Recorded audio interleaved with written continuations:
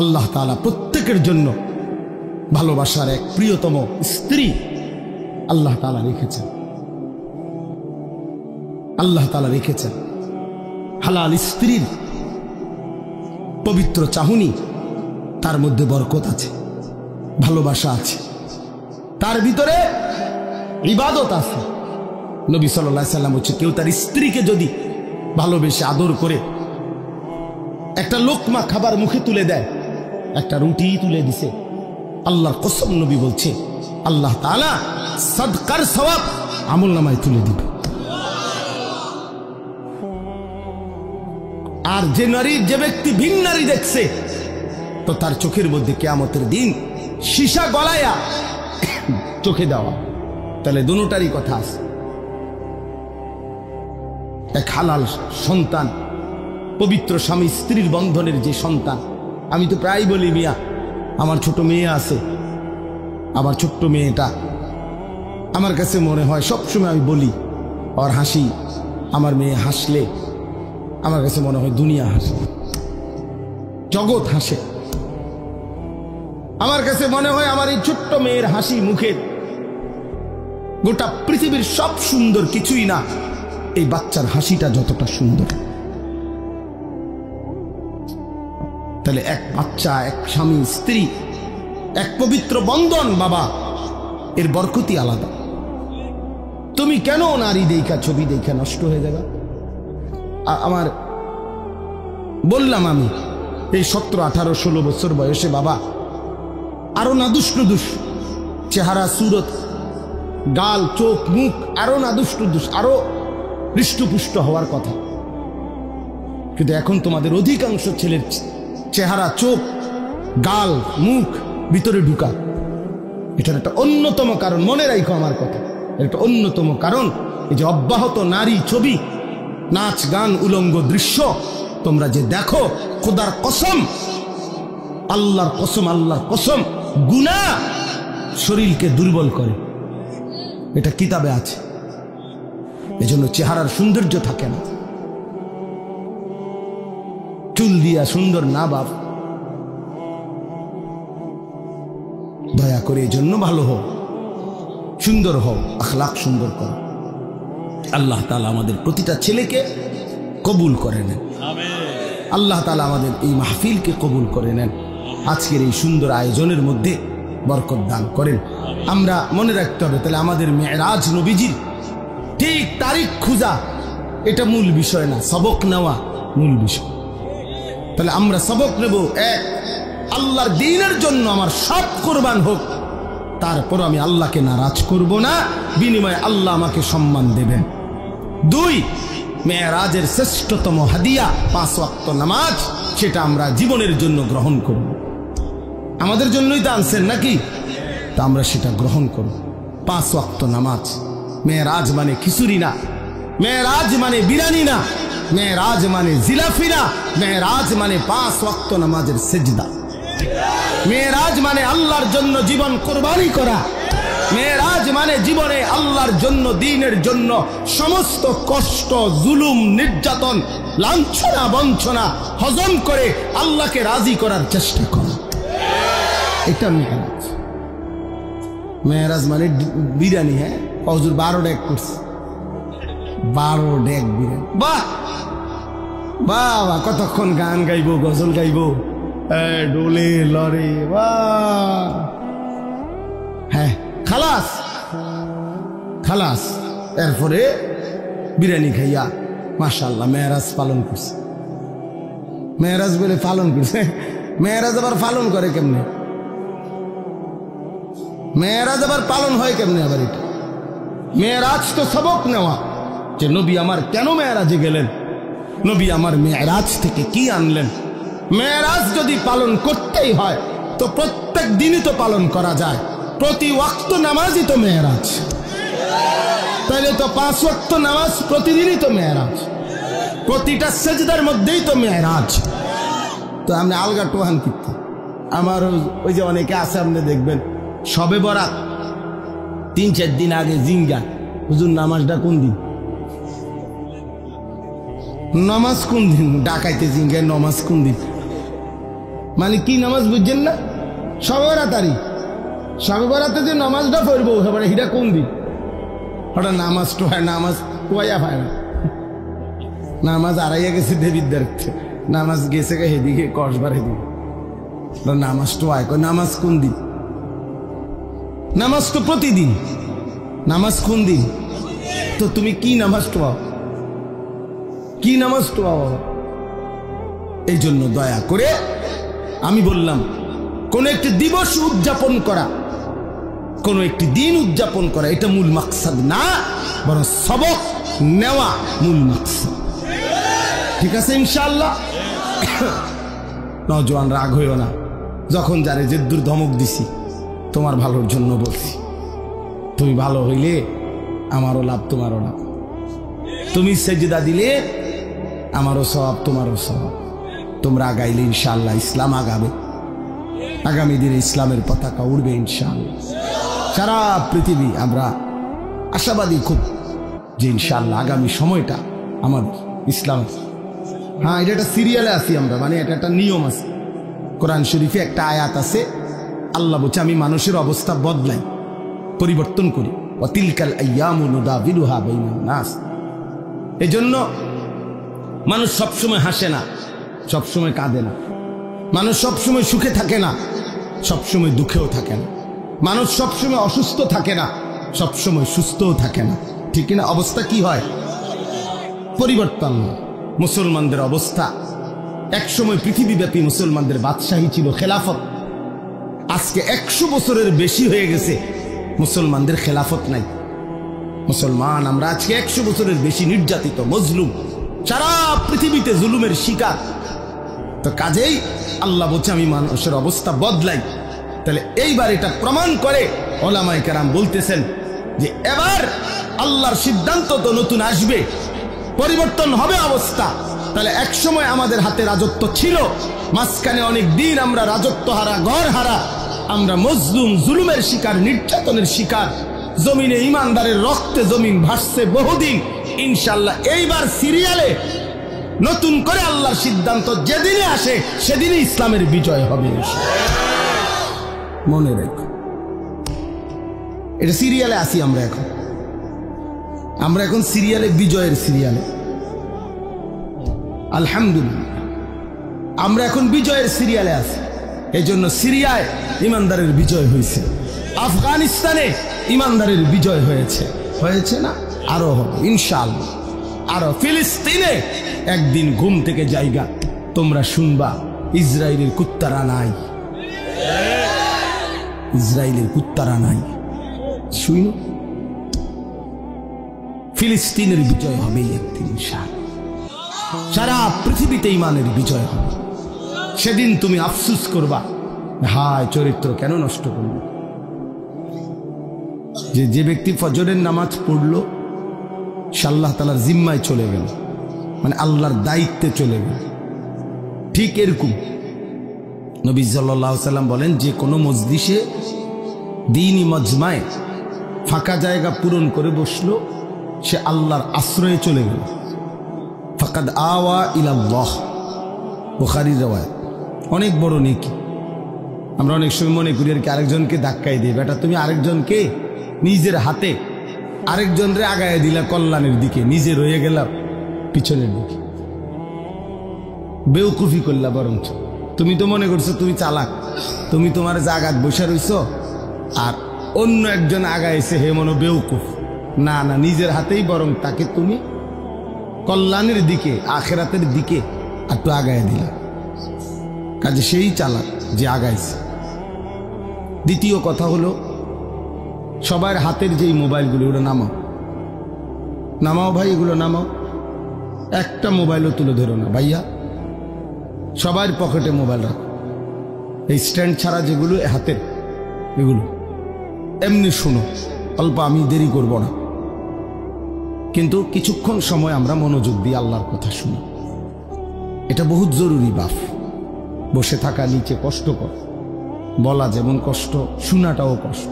আমি নিচেও বসে, আমি এখনো আলহামদুলিল্লাহ আমাদের বড়দের ওয়াজ আমরাও শুনি, এমন না যে শুধু ওয়াজ করি। প্রতি মাসে নির্ধারিত কয়েকদিন আছে আমার নিজেরই, যেখানে আমি বড় কয়েকজন বুজুর্গের বয়ান শুনতে যাই। এটা আমার ডায়েরিতে এন্ট্রি করা আছে। তাহলে আমরাও বয়ান শুনি আমাদের বড় বুজুর্গ আলেমদের। তো বসে শোনাটার ক্ষেত্রে আমি নিজের অভিজ্ঞতা হলো যে লম্বা সময় যে ঘাড় সোজা করে শুনতে হয়, এতে ঘাড়ে ব্যথা করে, কষ্ট হয়। তাহলে বোঝা গেল শুনবার মধ্যেও কষ্ট আছে, বলবার মধ্যেও কষ্ট আছে। কিন্তু এই উভয় কষ্টের দ্বারা যদি কোনো বেনিফিট না আসে, উপকার না আসে, তাই লাভ হলো কি?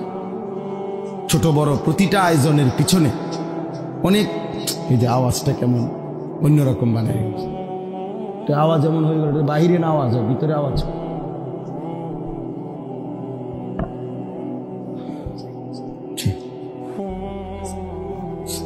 তো এই কারণে এটা জরুরি বাপ, মনোযোগ থাকা দরকার। এক কথা হলো আমি শুনবো না, ঠিক আছে, চলে গেল। আরেকটা হলো না, আমি বসছিলাম আল্লাহর কথা শুনবার উদ্দেশ্যে, তাইলে মনোযোগ দিলে ভালো।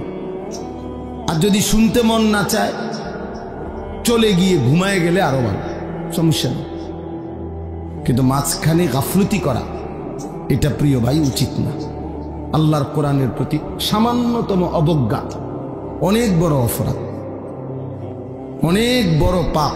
কোরআন শরীফে আছে, ওমান আযলামু মিম্মান যুক্কিরা বিআয়াতি রাব্বিহি সুম্মা আ'রাযা আনহা। যে ব্যক্তি আল্লাহর কথা তার কানে শুনবার পরেও সে তার থেকে বিমুখ, অমনোযোগী, আল্লাহ তাআলা কোরআনে বলছে তার চাইতে বড় জালেম আর কেউ না। সরাসরি কোরআন শরীফ। এই জন্য বললাম 3 নম্বর আর একটা কথা হলো, ভিতরে বৈশা বুট বাদামও খাওয়া যাবে। এই ছোট বড় তোমরা বাচ্চারা কেউ বুট খায়, এটাও শিখো ভাই, ছোট হোক কি তোমারও শিখা দরকার। এক মুসলমান হিসেবে আমাদের এটা সবার বোঝা উচিত যে আল্লাহর কথা যখন হচ্ছে তখন আমি বসে বসে বুট খাইলাম, আবার আল্লাহর কথাও শুনলাম, এটা আদব কিনা, আখলাক কিনা।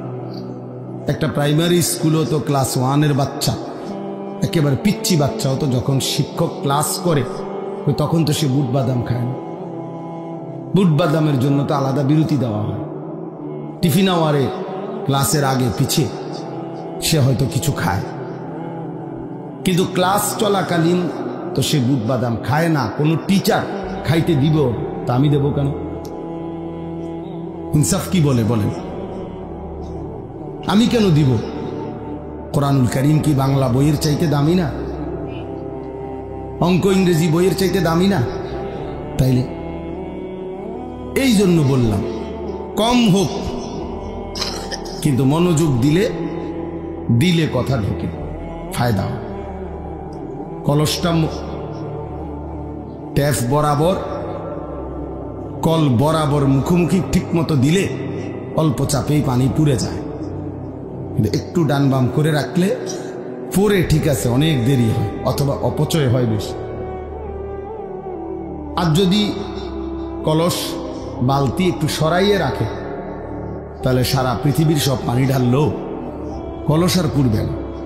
তো বক্তা তো আসছে একেবারে মনে করেন 5 জন 10 জন বড় হুজুর আসছে, কিন্তু আমি তো কলস রাখছি সাইডে, বালতি রাখছি আমি সাইডে, মানে আমি মনোযোগ দেই নাই, আমি নিজে কোনো মানসিকতাই নাই আমার আল্লাহর কথা তারা আমার পরিবর্তনের। তাহলে কি হবে বাস? লাভ কি হলো? প্রত্যেকেই যদি যার যার জায়গায় এটা সিদ্ধান্ত নেই যে আমি যেমনি আছি এমনি, বাবুরে হুজুররা বললে বললো, শোনার দরকার শুনছি, অনেক মানুষ গেছে দেখে আমিও গেছি। এই হাদিসে আছে, মনোযোগ দিয়ে শোনেন কথাটা। হাদিসে স্পষ্ট, আমি নিজে পড়াইছি, যে ব্যক্তি নাফরমান পাপী সে কবরের 3টি প্রশ্নের জবাব দিতে পারবে না। তো তৃতীয় যে প্রশ্নটা, এই তৃতীয় প্রশ্নের ব্যাপারে ফেরেশতা তাকে জিজ্ঞেস করবে যে এই যে ইনি যাকে তোমাদের কাছে পাঠানো হয়েছিল তার ব্যাপারে তোমার বক্তব্য কি, তুমি কি জানো? তিনি বলবেন, ওই নাফরমান বলবেন আমি কিছুই জানি না। তবে এই স্পষ্ট হাদিস আছে, ওই নাফরমান বলবে, লোকে শুনতাম ওনাকে বলতো উনি নাকি নবী, তা আমি এরকম বলতাম উনি নবী এর দূরে, কিন্তু উনি আমার জন্য কি, ওনার থেকে আমার কিছু গ্রহণ করার আছে, আমার জীবনে ওনার থেকে নেওয়ার মতো কিছু আছে, এটা আমি ভাবতাম না। আল্লাহর কসম, তখন আল্লাহ তাআলা বলবে নাফরমান এই বান্দাকে কবরের মধ্যেই জাহান্নামের পোশাক পরিয়ে দাও, জাহান্নামের বিছানা বিছায় দাও, আর জাহান্নাম বরাবর দরজা এই নাফরমানের দরজায় কবর থেকে খুলে দাও। তাহলে এই যে লোকে বলতো উনি নাকি শেষ নবী, আমাদের একজন নবী আছে, আমরাও তো অনেকের ধারণা এটা, আমাদের একজন নবী আছে, উনি অনেক বড় নবী, শ্রেষ্ঠ নবী, উনি আল্লাহর প্রিয় নবী মুহাম্মদ সাল্লাল্লাহু আলাইহি সাল্লাম। তো সেটা তো ঠিক আছে, বুঝলেন, কিন্তু আপনার জন্য কোনো করণীয় কিনা আছে কিনা, সেই নবী আমার জন্য কেন আসলেন, পৃথিবীতে কেন আসলেন, তার থেকে আমি কি নিলাম, এটা তো দেখার বিষয় ছিল। এটা তো উচিত ছিল যে আমার চুল, চেহারা, লেবাস, পোশাক, আমার ঘর সংসার, বাজার, ব্যবসা, চাল চলন, উঠা বসা, লেনদেন, আচরণ, উচ্চারণ, এর মধ্যে আল্লাহ নবী সাল্লাল্লাহু আলাইহি সাল্লামের কোনো অনুসরণ আছে কিনা। আমার জীবনের কাজ মনে করেন 20টা, একজন আমার কাম, এখন 20টার মধ্যে আমার রাসূল সাল্লাল্লাহু আলাইহি সাল্লামের অনুসরণ আছে কয়টা, এটা কি একটু বিবেক দিয়েও মিলানো ভাবার কি কোনো দরকার নাই? বলেন, কথা বলেন। তাইলে আমাদের তো এই প্রেরণাই জাগে না। তো এই জন্য বললাম যে অনেকে ওয়াজে গেছে দেখে আমিও গেছি, এই হুজুরের ওয়াজ নাকি এখন অনেকে শুনে, এই জন্য আমিও শুনছি, কিন্তু আমি আমার মতোই, তাহলে তো হইল না বাস, তাইলে তো হইল না, এটা তো কোনো বিষয় হইল না। তাইলে এই জন্য দয়া করে আমার মূল মাকসাদ, প্রতিদিন আমি ব্যক্তিগতভাবে আলহামদুলিল্লাহ, আপনারা অনেকেই আমার চিনেন, আমি তো এই অঞ্চলে অনেক আসছি গেছি, কিন্তু খুব বেশি অথবা খুব কম এটা নিয়ে শ্রোতার আমার কোনো পেরেশানি নেই। আমার পেরেশানি হলো আমরা মনোযোগ দিয়ে আল্লাহর কথা শুনতে হবে, এবং আল্লাহর কথা আমারও দরকার, আপনাদেরও দরকার, পরিবর্তন আমারও দরকার, আপনাদেরও দরকার। আমরা যে যেখানে আছি সেই অবস্থা থেকে আমাদের আরো অগ্রগতি, উন্নতি, আখিরাতের লাইনের আরো ফিকির আরো বাড়ানো দরকার। আমারও ঘাটতি, আপনাদেরও ঘাটতি। বলেন আপনি তো হুজুর না, আমাগো ঘাটতি শুনলেও আপনি কুল কিনার, আপনি বুঝতেন না। আমাদেরও অসংখ্য অগণিত ত্রুটি, আপনাদেরও ত্রুটি, আপনাদেরও ত্রুটি। তাহলে আমাদের প্রত্যেকের উচিত প্রতিনিয়ত আল্লাহর দিকে, আখিরাতের দিকে, কোরআনের অনুসরণের দিকে এগিয়ে যাও। তো সেটা যদি আমি গ্রহণই না করি, মনোযোগই না দেই, আমি যদি এটা আমার জন্য কোনো প্রয়োজন মনেই না করি, তাহলে হবে কেমন? তাইলে হবে কেমনে বাপ? আপনারা দয়া করে এই জন্য মনোযোগ দিয়ে উলামায়ে কেরামের কথা শুনুন। মাওলানা ইসরাফিল আমার অনেক ঘনিষ্ঠ মানুষ, পরিচিত মানুষ, আমাদের ক্যান্টনমেন্টের পাশাপাশি আমরা থাকি। মাওলানা ক্যান্টনমেন্টের একটা মেন ক্যান্টনমেন্টের একটা গুরুত্বপূর্ণ মসজিদে ইমাম, খতিব, মাদ্রাসার তার নিজস্ব একটা প্রতিষ্ঠানও আছে। অনেকক্ষণ বয়ান করছে, আমি তো শুনে অবাক যে একজন মানুষ এতক্ষণ বয়ান করছে। আল্লাহ তার হায়াতে বরকত দান করে, জবানে বরকত দান করে। তো বিষয়টা হইল আমরা কি নিলাম নিজের জন্য? যদি একটি কথাও না নিই, এই যে নওজোয়ান, কিশোর, তরুণ, তোমরা ছেলেরা, তোমাদের মেধা, পূর্ণ মেধা, তুমি যদি বলো তুমি বোঝো না, না, বুড়ো মানুষ কম বুঝতে পারে, কিন্তু জওয়ান তার সবকিছুই জওয়ান। যে যুবক, যে শক্ত সামর্থ্য জওয়ান, তার মেধাও জওয়ান। ছেলেটা নওজোয়ান, তার মেধা কি বুড়ানি? তাইলে তোমার বুঝ, বুদ্ধি, শক্তি, সাহস, হিম্মত, আকল, দিমাগ সব তাগড়া, জওয়ান। তুমি এই মুহূর্তে যে পরিমাণ ভার সইতে পারবা, আরেকজন 60 বছরের, 70 বছরের চাচা সেটা পারবে না। কোরআন শরীফে আছে স্পষ্ট। আল্লাহ তাআলা বলেন, এই আয়াতটা মনোযোগ দিয়ে শুনেন তাহলে বুঝবেন। আল্লাহ তাআলা বলেন সূরা হজ, এই সূরাতে আছে ওয়ানুকিররু ফিল আরহামি মা নাশাউ ইলা আজালিম মুসাম্মা। আল্লাহ বলেন একটি নির্দিষ্ট সময় পরিমাণ আমি মায়ের পেটে মানব সন্তানকে, বাচ্চাকে অবস্থান রাখি। 9 মাস 10 মাস, এর মধ্যে একেবারে সংখ্যা কম বেশ হয়, সবার একেবারে গুনা গুনা 9 মাস, গুনা গুনা 10 মাস না। আল্লাহই জানেন কোন বাচ্চাটা কতক্ষণ থাকবে। আল্লাহ তাআলা বলেন সুম্মা নুখরিজুকুম তিফলান, অতঃপর আমি আল্লাহই তোমাদেরকে মায়ের পেট থেকে একটি বাচ্চা, তিফল, তিফল মানে শিশু, একটা শিশু হিসাবে বের করে আনি। সুম্মা লিতাবলুগু আশুদ্দাকুম, অতঃপর আমি আল্লাহই তোমাদেরকে শক্তি, সাহস শরীরের মধ্যে দিতে থাকি। ধীরে ধীরে সেই দুর্বল ছোট্ট বাচ্চা শক্ত সামর্থ্য জওয়ান বয়স হতে থাকে, আগাইতে থাকে। এ দেখেন আল্লাহ তাআলা বলেন ছোট্ট সেই শিশুটিকে আমি ধীরে ধীরে সামনের দিকে নিতে থাকি, শক্তি বাড়াই, শক্তি বাড়াই, শক্তি বাড়াই। 2 বছরের শক্তি তো 6 বছরে আরো বেশি, 10 বছর বয়সে আরো বেশি, 15 বছর বয়সে আরো বেশি, এইভাবে বাড়াইতে থাকি। এর মধ্যে আমি এই অবস্থায় 2টা কাজ করি। একটা হলো অমিনকুম মান ইউতাওয়াফা মিন ক্বাবল, অমিনকুম মান ইউতাওয়াফা, কাউকে এই বয়স আগাইতে আগাইতে মাঝ পথে মৃত্যু দিয়ে দেয়।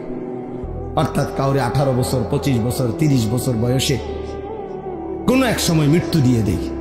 আর কাউকে কাউকে অমিনকুম মান ইউরাদ্দু ইলা আরজালিল উমর, এই কথাটা খেয়াল করেন। এবং কাউকে কাউকে আমি ইচ্ছে করে একেবারে চূড়ান্ত শেষ বয়স, একেবারে বৃদ্ধ আমি আল্লাহ তাআলা পৌঁছাই।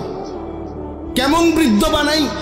এই যে উদ্দেশ্যে আমার কথাটা আয়াতের মধ্যে আছে, শেষ কথাটা লিকাইলা ইয়ালামা মিন বাদি ইলমিন শাইআ।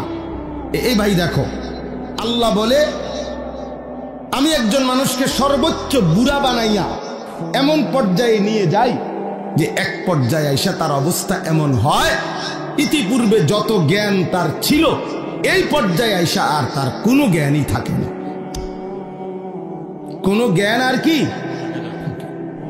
এরকম মাজুর হয়ে যায়। 90 বছর, 95 বছর। ওই যে হে তুমি পারতা না ভাই, আমি বললাম এই খামখেয়ালি করো না বাজান, এই মোবাইল তোমার ঘরে শেষ করে দিস।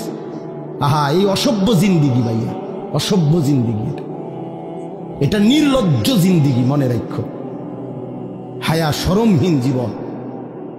যে কিছু ছেলের আছে তোমরা মানে কোনো কিছুতে যে, আরে মানুষের তো সামান্য ভদ্রতা থাকে না, কোনো ভদ্রতা নাই। মানে বাবা দেখুক, নাইলে দাদা দেখুক, নাইলে আলেম, নাইলে আল্লাহওয়ালা, অথবা গ্রামের মুরব্বী, যে ইচ্ছা সেই দেখুক, তার চোখের ন্যূনতম লজ্জা লাগে না, না আমার মোবাইল আমি দেখব। এখন এই যে মানসিকতা বাপ, এটা বড় নিকৃষ্ট মানসিক। মানুষের সামান্যতম কি থাকতে হয়? লজ্জা শরম থাকতে হয়। মানুষ জন্তু জানোয়ার না, মানুষ ইনসান। ইনসানকে আল্লাহ তাআলা শরাফত দিয়ে বানিয়েছেন, ইনসানকে আল্লাহ তাআলা মর্যাদা দিয়েছেন। ইনসানের ভিতরে আল্লাহ তাআলা দেখেন, পৃথিবীর সমস্ত প্রাণী তার লজ্জাস্থান আলাদা ঢাকবার আলাদা কোনো আচ্ছাদন কাপড় নাই। সে তার নিজের শরীরের অংশ দিয়েই, লেজ দিয়া, রান দিয়া, 2 রানের মাঝখানে রেখে, অথবা লেজ দিয়ে নিজের লজ্জাস্থান ঢাকে অন্য প্রাণী। কিন্তু মানুষকে আল্লাহ তাআলা মর্যাদা দিয়েছেন। এজন্য আল্লাহ তাআলা মানুষের দেহে আলাদা শরীর কাপড় দিয়েছেন, যেন সে তার ইজ্জত, সে তার লজ্জা ঢেকে রাখে, ঢেকে রাখে। তার মানে মানুষের বিশেষত্বটা আলাদা ভাইয়া, আলাদা। তুমি একজনকে বলি না, সবাইকে বুঝাচ্ছি। এতটুকু আকল না থাকলে যে আমার এলাকা এটা, আমার গ্রাম, আমার গ্রামে আমার চাচা আছে, দাদা আছে, নানা আছে, আমাদের গ্রামে আলেম ওলামা আছে, শিক্ষক আছে, বয়স্ক মানুষ আছে। কেউ দেখলে কি মনে করো? কিছুই মনে করো না তোমরা ছেলেরা। তুমি মনে করতেছো রাত দিন 24 ঘন্টা মোবাইলটার প্রতি তোমার নজর, এটার মধ্যেই তুমি তৃপ্তি। না রে বাপ, তোমার যদি একেবারে আমার কথা একদিন হলো, একটা মিনিট বন্ধু অন্ধকারে অথবা একাকী, তুমি আমার কথাটা ভাইব, আমার কথাটা ফেলে দিও। তোমার ব্রেন যদি সামান্য থাকে, আকল থাকে, তুমি কাজে লাগাইও যে এটা আসলে স্বাভাবিক কিনা। একজন মানুষ কতক্ষণ মোবাইল দেখা উচিত? নারী, ছবি, নাচ, গান অথবা ভালো কিছুই, কিন্তু সারাদিন এই এক একজনের এক গাছ, ছবি, বালা, এগুলা যেটাই হোক, কতক্ষণ দেখা উচিত? একজন মানুষ কি পৃথিবীতে আমরা শুধু এই জন্য আসছি? কোনোভাবেই তোমাদেরকে, অনেক ছেলে তোমরা মোবাইল থেকে আলাদা হতেই চাচ্ছ না কেন ভাইয়া? পৃথিবীতে কি এর চাইতে আর কোনো প্রযুক্তি পৃথিবীতে ছিল না? এটা কেমন ধরনের কথা হলো যে রাত দিন ফুল টাইম জীবনটা এই মোবাইলটার সাথে বাইধা ফেলা? এটা তোমারে কোথায় নিবে বাপ? কোথায় নিবে? সারা জীবন ডাক্তাররা বলছে বাচ্চা যদি দৌড়ঝাঁপ না দেয়, কিছুটা খেলাধুলা না করে, তাহলে বাচ্চা শরীর স্বাভাবিক থাকে না। কই, তোমরা তো এখন খেলাধুলাও বন্ধ করে দিছ। আগে তো কোনায় কোনায় দেখতাম বাচ্চারা, ছেলেরা, নওজোয়ানরা কিছু খেলতো, ক্রিকেট খেলতো, ফুটবল খেলতো। আমরা তো ছোটবেলায় কত কিসিমের খেলা খেলছি আলহামদুলিল্লাহ। আলু ক্ষেতের আলু উঠাইছে, জুরজুরা মানে মাটি, আলু ক্ষেতের হাডুডু খেলে উড়ে এলাইছে। আমি তো মনে আছে ছোটবেলায় পুরা গ্রাম চুক্তি, ওই যে লুকাইতো একজন একজন বিভিন্ন জায়গায় খুঁজা বাইর করা, দৌড়ে দৌড়ে যে কে, মানে আমরা কে কোথায় লুকাইছে তারে টোহাইয়া বাইর করা।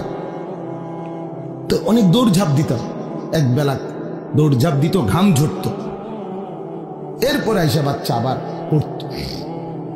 এখন তো তোমরা সারাটা দিন এই একটা চোখ, মানুষের একটি জিনিস সারাক্ষণ এটার পিছনে, এই মোবাইলের পিছনে ব্যয় করা, ভাইয়া কোথায় নিয়ে যাবে চোখটা?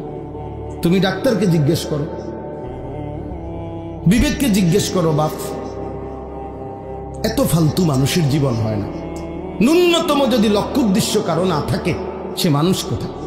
কি পাগল ছাগল না গরু ছাগল? সারাদিন ঘাস চাবানো। আল্লাহ তোমাদেরকে বিবেক দান করেন। আমাদের কথা আমরা বললাম ভাই, পাত্তা না দিলে কোনো সমস্যা নেই। তোমার ফতে তুমি, আমার ফতে আমি, কারোর লেগে কেউ আটকায় না। এটা মনে রাখো বাপ। হাসলেও পৃথিবী, কাঁদলেও পৃথিবী শেষ হয়ে যায়। কারো জন্য পৃথিবী, কারো জন্য কেউ আটকায় না।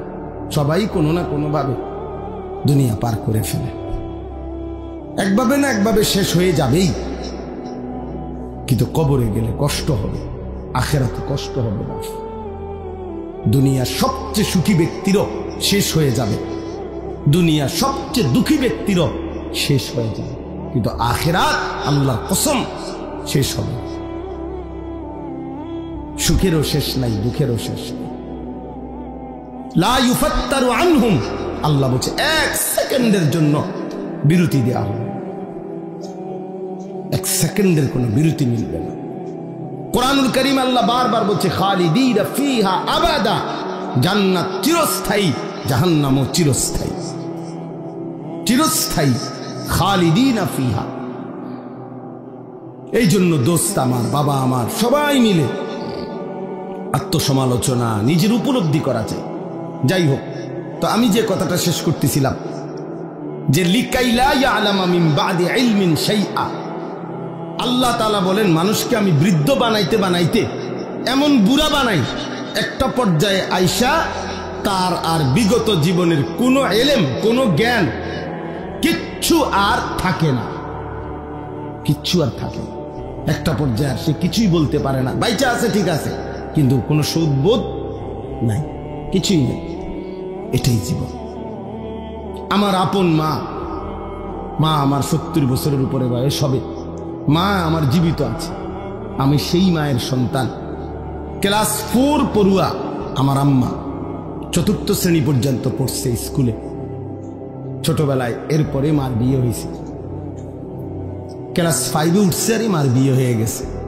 আগের দিনে এমনই ছিল, আমাগো মা চাচিরে এমনই ছিল, কুদ্দুর কাদ্দুর পড়ছে, গেছে আইছে অল্প কুদ্দুর, একটু সাবালক হয়েছে আর বিয়ে দিয়ে আলাইছে। এই মা বিগত পুরাটা জীবন মা আমরা 8 জন ভাই বোনকে দিন শিখাবার জন্য মার অবদান বেশি। মা আমাদেরকে গোটাটা সংসার আগলায় রাখছে, আমাদের পড়ালেখার খরচ আব্বার থেকে নিয়ে সবাইকে আমাদেরকে লালন পালন করছে। আমাদের আরো 2টা ভাই মারা গেছে, মার ছোট 2 সন্তান জন্মের কিছুদিন পর পরে মারা গেছে। তাহলে ওই 2 ভাইকেও তো মা গর্ভে ধারণ করছে, তাহলে 10 জন। আমরা বেঁচে আছি আলহামদুলিল্লাহ 8 জন, আর 2 জন কি ছোট্ট থাকতেই মারা গেছে। তাহলে 10 জন সন্তান মা গর্ভে ধারণ করছে। তাইলে এই মা আমি দেখতাম কত কিছু ভাই বোনদের সব মায়ে বুঝাইতো, কিন্তু এখন আইসা আমার আম্মা বয়স ভাইটা আছে ঠিক, একটি শব্দ কিছু বোঝে না।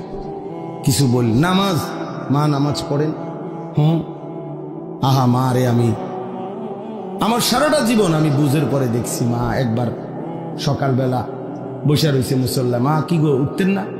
বাজি আমার তো চাষতের নামাজ রয়েছে, আমার তো এশরাকের নামাজ রয়েছে, তাহাজ্জুদের নামাজ, আউয়াবিনের নামাজ, উদ্দুর পর পর ওজিফা, ওই যে আগে যে ছোট ছোট মা চাচিরা পড়তো ওজিফানি কইতে, এগুলারে ছোট ছোট বই, কোরআন শরীফ সূরা, নির্দিষ্ট সূরাওয়ালা, এগুলো পড়তো, দুরূদ শরীফ পড়তো, তসবিহ পড়তো, 1000 দানার তসবিহ ছিল মা, এগুলো দেখতাম বইয়ে বইয়ে পড়তো। এখন মা কিছুই কইতে না, জিগাইলে কথা কয় কহ কিতা, মানে কিচ্ছু বোঝে না। তো সেই মা আমি যাকে দেখছি ভাব, তাহলে একটা বয়সে আইসা এখন মা বেঁচে আছে ঠিক, কিন্তু মার আর সেই জ্ঞান ব্রেন আর কাজ করে। তো আমার বলার উদ্দেশ্য হলো, মানুষ তো বয়সে আইসা মানুষের বুদ্ধিমত্তা আকল দেমাগ কমতে পারে, কিন্তু তোমরা যারা নওজোয়ান তোমাদের তো বাবা বোঝা উচিত যে এই মুহূর্তে তো তোমাদের সবকিছু সচল, তোমার হাত যেমন মজবুত, তোমার বিবেকও তো মজবুত, তোমার পুরাটা শরীরটাও তো মজবুত। তোমরা যারা 17-18 বছরের ছেলে, তোমাদের তো এখন 100 মাইল দৌড়াইলেও কষ্ট হওয়ার কথা না বাপ। আমি ওই যে মৌলানা অনেকক্ষণ ওয়াজ করছে, আমার আয়সা বলছে, আমি মনে মনে বলতেছি সে যদি শুনতো। হ্যাঁ, আমি এক টানা সোনাকান্দা মাদ্রাসায় চাকরি করতাম, 11 বছর চাকরি করছি। ওই সময় আমি 2.5 ঘন্টা, বিশ্বাস করেন একবার আল্লাহর সাক্ষী রেখা বলি, 2.5 ঘন্টা পায়ে হাইটা মাহফিলে গেছি, ঘড়ি ধরা 4 ঘন্টা বয়ান করছি, না খাইয়া আবার 2.5 ঘন্টা হাইটা মাদ্রাসায় আইসা রাত্রে ঘুমাইছি। এই তো সেদিনের কথা। কি হয়েছে? কিচ্ছু মনে হয়েছে না, গায়ে 13 পাইছি না, কিচ্ছু মনে হয়েছে না। এটা 4 ঘন্টা আমি আগে, এখন আমি আস্তে আস্তে কথা বলি, এখন অনেক হালকা আওয়াজে কথা বলি আমি। আমার গলা 2 বার অপারেশন হয়েছে, 2 বার আমার গলা অপারেশন করা। তো কিন্তু আমি এক সময়, আমার আগে যারা মাহফিল ওয়া বয়ান শুনছে আরো 10 বছর আগে, 15 বছর আগে, 10 বছর আগে, এরা জানে আলহামদুলিল্লাহ, মানে আমি পুরা 4 ঘন্টাই চিল্লাইছি।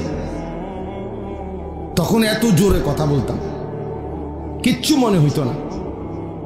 তাইলে প্রিয় ভাই আমার, একটা সময় মানুষের যৌবনের পূর্ণ টাইম। আমি এই জন্য অনুরোধ করছি, তোমরা ছেলেরা, বাবা, প্রিয় বন্ধু, প্রিয় সন্তান, তুমি তোমার ব্যাপারে ভাইব, নিজেকে নিয়ে ভাববে। তোমার বন্ধু তোমারে নিয়ে ভাববে না, সে তোমার সাথে তামসা করবে, তোমারে নিয়ে আলাদা, সে তোমারই নিয়ে ভাববে না, সে তো নিজেকে নিয়েই ভাবে না, তোমারে নিয়ে কি ভাববে? সে তো চেষ্টাই করবে তোমারে নাচ গান, অসৎ ছবি, এই তাফালিং, এই লাফাল দিয়ে। এখন আমি এক সিএনজি পাম্পে গ্যাস নিবার জন্য দাঁড়াইছে আমার গাড়ি, 5-6টা ছেলে আসছে মোটরসাইকেল নিয়ে, মনে তেল নিব। বিশ্বাস করেন, এখানে না, আমাদের কুমিল্লা মুদ্দার বাজারের কাছে। আজীব লাগলো আমার কাছে, তাকাইয়ে রইলাম ফলাফান্ডি, মানে আইসা পড়ছে ফিলিং স্টেশনে, তেল লইব তো তোরা দাঁড়াইবি নাই, এটার হরন, এটারে মানে এত বিকট আওয়াজ, এটার ধরে রাখছে, হরন বাজাইতে আছে। তো এটা একটা পাগল, মানে তার যদি ছিঁড়ে যায় এগুলা নাকি কি খুলে ফেলে। কি করলো আমারে একজনে বুঝাইলো, মানে হরনটা এত বিকট কেন, বললো যে কি যেন এটার ভিতরে থেকে খুললে ফেললে এটার আওয়াজটা আরো বাইরে যায় আর কি। এই তাহলে এইটা, এই যে মাতাল, তুই এটা করলিটা কি বাবা? এটার কি অর্থ আছে যে তুই এত জোরে এখানে হরন দিবার কি আছে? তুই তো দাঁড়াইছো, তুই তেল নিবা, তুই তো তুমি এটার হরন, মানে এটা হার কাছে ভালো লাগবে। হাসের একদিকে থাপ্পড় মারে, ঠ্যাং দিয়ে দেখলাম লাত্তি মারে। বিশ্বাস করে, মানে আমার কাছে মনে হয়েছে একটা চিড়িয়াখানার জানোয়ার, চিড়িয়াখানার জানোয়ার ছাড়া আর কিচ্ছু নাই। কিরে বেটা, তোরা মানুষের বাচ্চা হইলে এমন করস কা? এইতে এইতে লাত্তি দের, থাপ্পড় মারে, কে হাসের, কেউ কি দেখে কিনা, আর কোনো মানুষ আছে কিনা ডানে বামে, এতটুকু আকল দেন। বাপ আমার, এটা জীবন না বাপ, এটা জিন্দেগি না, এভাবে জীবন চলে না, এটাকে সুস্থ মানুষ বলে না, এটা জীবন না। আমাদের প্রত্যেককে আল্লাহ তাআলা, আমাদের মা আছে, বাবা আছে, বংশ আছে, আমাদের ধর্ম আছে, আমাদের আল্লাহ আছে, আমাদের রসুল আছে, আমাদের কোরআন আছে, আমাদের ইসলাম আছে। আমাদের জীবন ফালতু না, আমাদেরকে আল্লাহ অনর্থক বানায় নাই। বাপ সারা দিনে কোনো কাজ নাই, আল্লাহ নাই, রসুল নাই, নামাজ নাই, সেজদা নাই, খোদার কসম এটা মানুষের জিন্দিগি হইতে পারে না। এটা কুকুর বিড়ালের জীবন হইতে পারে, জন্তু জানোয়ারের জীবন হইতে পারে, ইনসানের জিন্দিগি, মানুষের জিন্দিগি আল্লাহ থেকে বিচ্ছিন্ন, আখিরাত থেকে বিচ্ছিন্ন যেই জীবন, এটা মানুষের জীবন নয়, জানোয়ারের জীবন, জানোয়ারের জীবন, জানোয়ারের জীবন, জানোয়ারের জীবন। মনে রেখো, উড়াই দিও তুমি, কোনো সমস্যা নাই, আমি বলে গেলাম। তুমি মনে করো হাসি দিয়া উড়াই দিলে অসুবিধা নাই, সবাই বদলায় যাবে, আমরা এই আশাই বলি না। বদলাবে তো আল্লাহর ফায়সালা, আমরা বলে থাকি। আমরা তো জানি, এটা বিশ্বাস করি, আমার কোনো যোগ্যতা না, ফায়সালা তো আসমানে। কে ফিরবে, কে বদলাবে, কার জিন্দেগি সুন্দর হবে, এটা তো আল্লাহর সিদ্ধান্ত। কিন্তু এই জীবন, মানুষের জীবন যেটা, এটা সেজদাওয়ালা জীবন, বন্দিগিওয়ালা জীবন, আখিরাতওয়ালা জীবন। প্রিয় ভাই, কোরআন শরীফের আয়াত শুনেন, আপনারা বাবারাও শুনেন। আল্লাহ কোরআনে ডাইরেক্ট বলছে, ফামাসালুহু কামাসালিল কালব। সরাসরি কোরআন শরীফের আয়াত। আল্লাহ বলছে বেঈমান, নাফরমান, তার উদাহরণ হলো কামাসালিল কালব, কুত্তার মতো। সরাসরি কোরআন। কালবুন অর্থ কুকুর, কুকুর, কুত্তা। জিজ্ঞেস করেন কোন আলেমকে, কোন মাদ্রাসা ছাত্ররা জিজ্ঞেস হে কই, এটা জানে কালবুন অর্থ কুত্তা। আল্লাহ তাআলা কোরআনে বলছেন নাফরমান, বেঈমান, সেজদাবিহীন, আমার গোলামি, আমার বন্দিগি যার মধ্যে নাই, ওই কুত্তার মতো, কুত্তার মতো, কুত্তার মতো বেটা, ওই মানুষের বাচ্চা না। আল্লাহ কোরআনে বলছে, ইন তাহমিল আলাইহি ইয়ালহাস আও তাতরুকহু ইয়ালহাস। আল্লাহ বলছে কুকুরের স্বভাব কি? আল্লাহ নিজে বলছে, পাইলেও জিহ্বা লম্বা করে, না পাইলেও জিহ্বা লম্বা করে। হ্যাঁ, নারী দেখলো অস্থির, না দেখলো অস্থির। এই দেখেন যে সমস্ত যুবক দিন রাত নারীর ছবি দেখে, এদের তৃপ্তি নাই। তৃপ্তি হইলে তো এতে একটা বন্ধ রাখতো, যে যাক আমি দেখতে শান্তি লাগছে, একটু তৃপ্তি হয়েছে, ঘুমাইয়া তৃপ্তি হয়েছে, ওরা আর গুমজানের দরকার নাই, আবার রায় তুলে আবার ঘুমামু। তাহলে এটা তো একটা বোঝা গেল যে তৃপ্তি হয়েছে, তার ঘুমাইয়া মোটামুটি পোষাইছে, এখন সে 8 ঘন্টা 10 ঘন্টা কাজ করবে, বুঝাই গেল। তো তৃপ্তি হইলে তো থামতো, সে তো থামে না, সে তো সারাক্ষণ পরপর পরপর সারা দিন রাত নারী ছবি দেখতেছে, উলঙ্গ দৃশ্যই দেখতেছে। বুঝা গেল সে দেখেও অতৃপ্ত, না দেখলেও অতৃপ্ত। এই জন্য তার স্বভাব কুত্তার স্বভাব, কুকুরের স্বভাব। মনে রাখিস বাবা, জানোয়ারের আখলাক এটা। হারামখোর দেখবেন, নাফরমান যেগুলো অবৈধ ইনকাম করে, ওজনে কম দেয়, কাস্টমারকে ঠকায়, কামাই করে, এরপরও তার তৃপ্তি নাই। দেখেন বেচে, মাল বেচতে আছে, বেচা কিনা চলতেছে তার দোয়ানে, আপনি জিঙ্গাবেন যাইয়া কবেন কি অবস্থা ভাই, বেচা কিনা না, দূর দূর দূর দূর, আগে এই ব্যবসা ওনার নাই, কি এর বেচা কিনা বইয়া তা ওনারই কতক্ষণ, অথচ মাল বেচতেছে, দোকান চলতেছে তার, কয় না আগের ব্যবসা নাই। কিরে ডাকাত, আগের ব্যবসা নাই বলতে কি তা? কোন বছরের ব্যবসা নাই? আরো 300 বছর আগের ব্যবসা নাই নাকি? তো তুমি সেই সময় আইতা, তুমি অনাইলা কেন পৃথিবীতে? যে বছর ব্যবসা ছিল সেই বছর তুমি জন্ম নিতা, কথা বলেন না তো? কোন আগের ব্যবসা নাই? কি কোন সময়েরটা? কি নূহ আলাইহিস সালামের জামানার ব্যবসা নাই নাকি? তাই এইটা কোনো কথা হইল? প্রত্যেকের রিজিক আল্লাহ তাআলার পক্ষ থেকে বরাদ্দ। এই জন্য আমি বললাম ওই যে স্বভাবই এটা যে পাইলেও জিব্বা লম্বা করে, না পাইলেও কি করে? এই আল্লাহ কোরআনে বলছেন নাফরমান কুকুরের মতো। আল্লাহ আমাদেরকে হেফাজত করে। অনেকের আছে লজ্জা শরমই নাই। এর কথা হলো আমার যেহেতু শরমে নাই, আমারে কি গরু কয় না, ছাগল কয় না, প্লাস্টিক কয় না, হাফ প্যান্ট কয় না, ফুল প্যান্ট কয়, দূরে বেড়া, আমি তো এমনি বেশরম, আমার কইলেই কি বেড়া, বুঝছেন? কোন বেড়াতে পেশাব করতে বইয়া নিজে লুঙ্গি দিয়া আলগি দিয়ে নিজে মুখ ডাই খেলাইছে। তার একজনে বলছে যে কিরে তুই যে কাপড় আলগি দিয়ে পেশাব কর, না আমি তো দেখি না কেউ। তুমি না কাউরে দেখো না, অপদার্থ, কিন্তু সবাই তো তোমারে দেখে না। এর কথা হলো আমি তো দেখি না, বলো এই বল, এই বিষয়টা হলো এই। আমার যেহেতু কোনো লজ্জাই নাই, এবার মানুষ আমার কি মনে করে, আমার কি আসে না, কি আসে না?